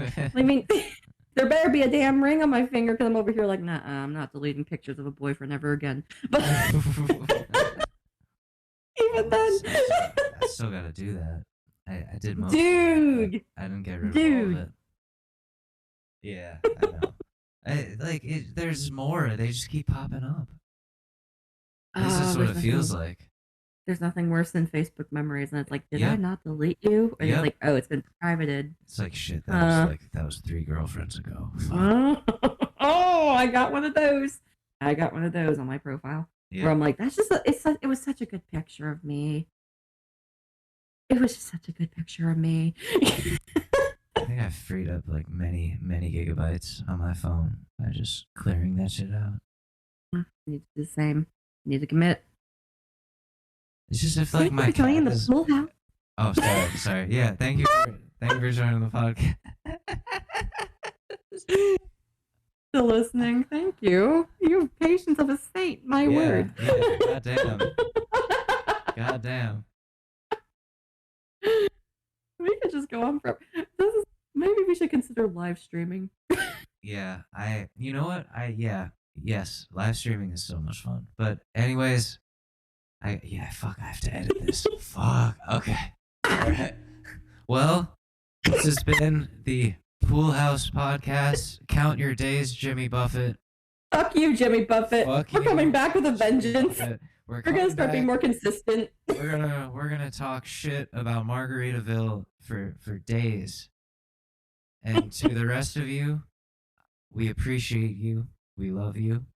We love you. We appreciate you. Thank you. And thank you. Yes. And peace. And one more fish noise for the road. Wait.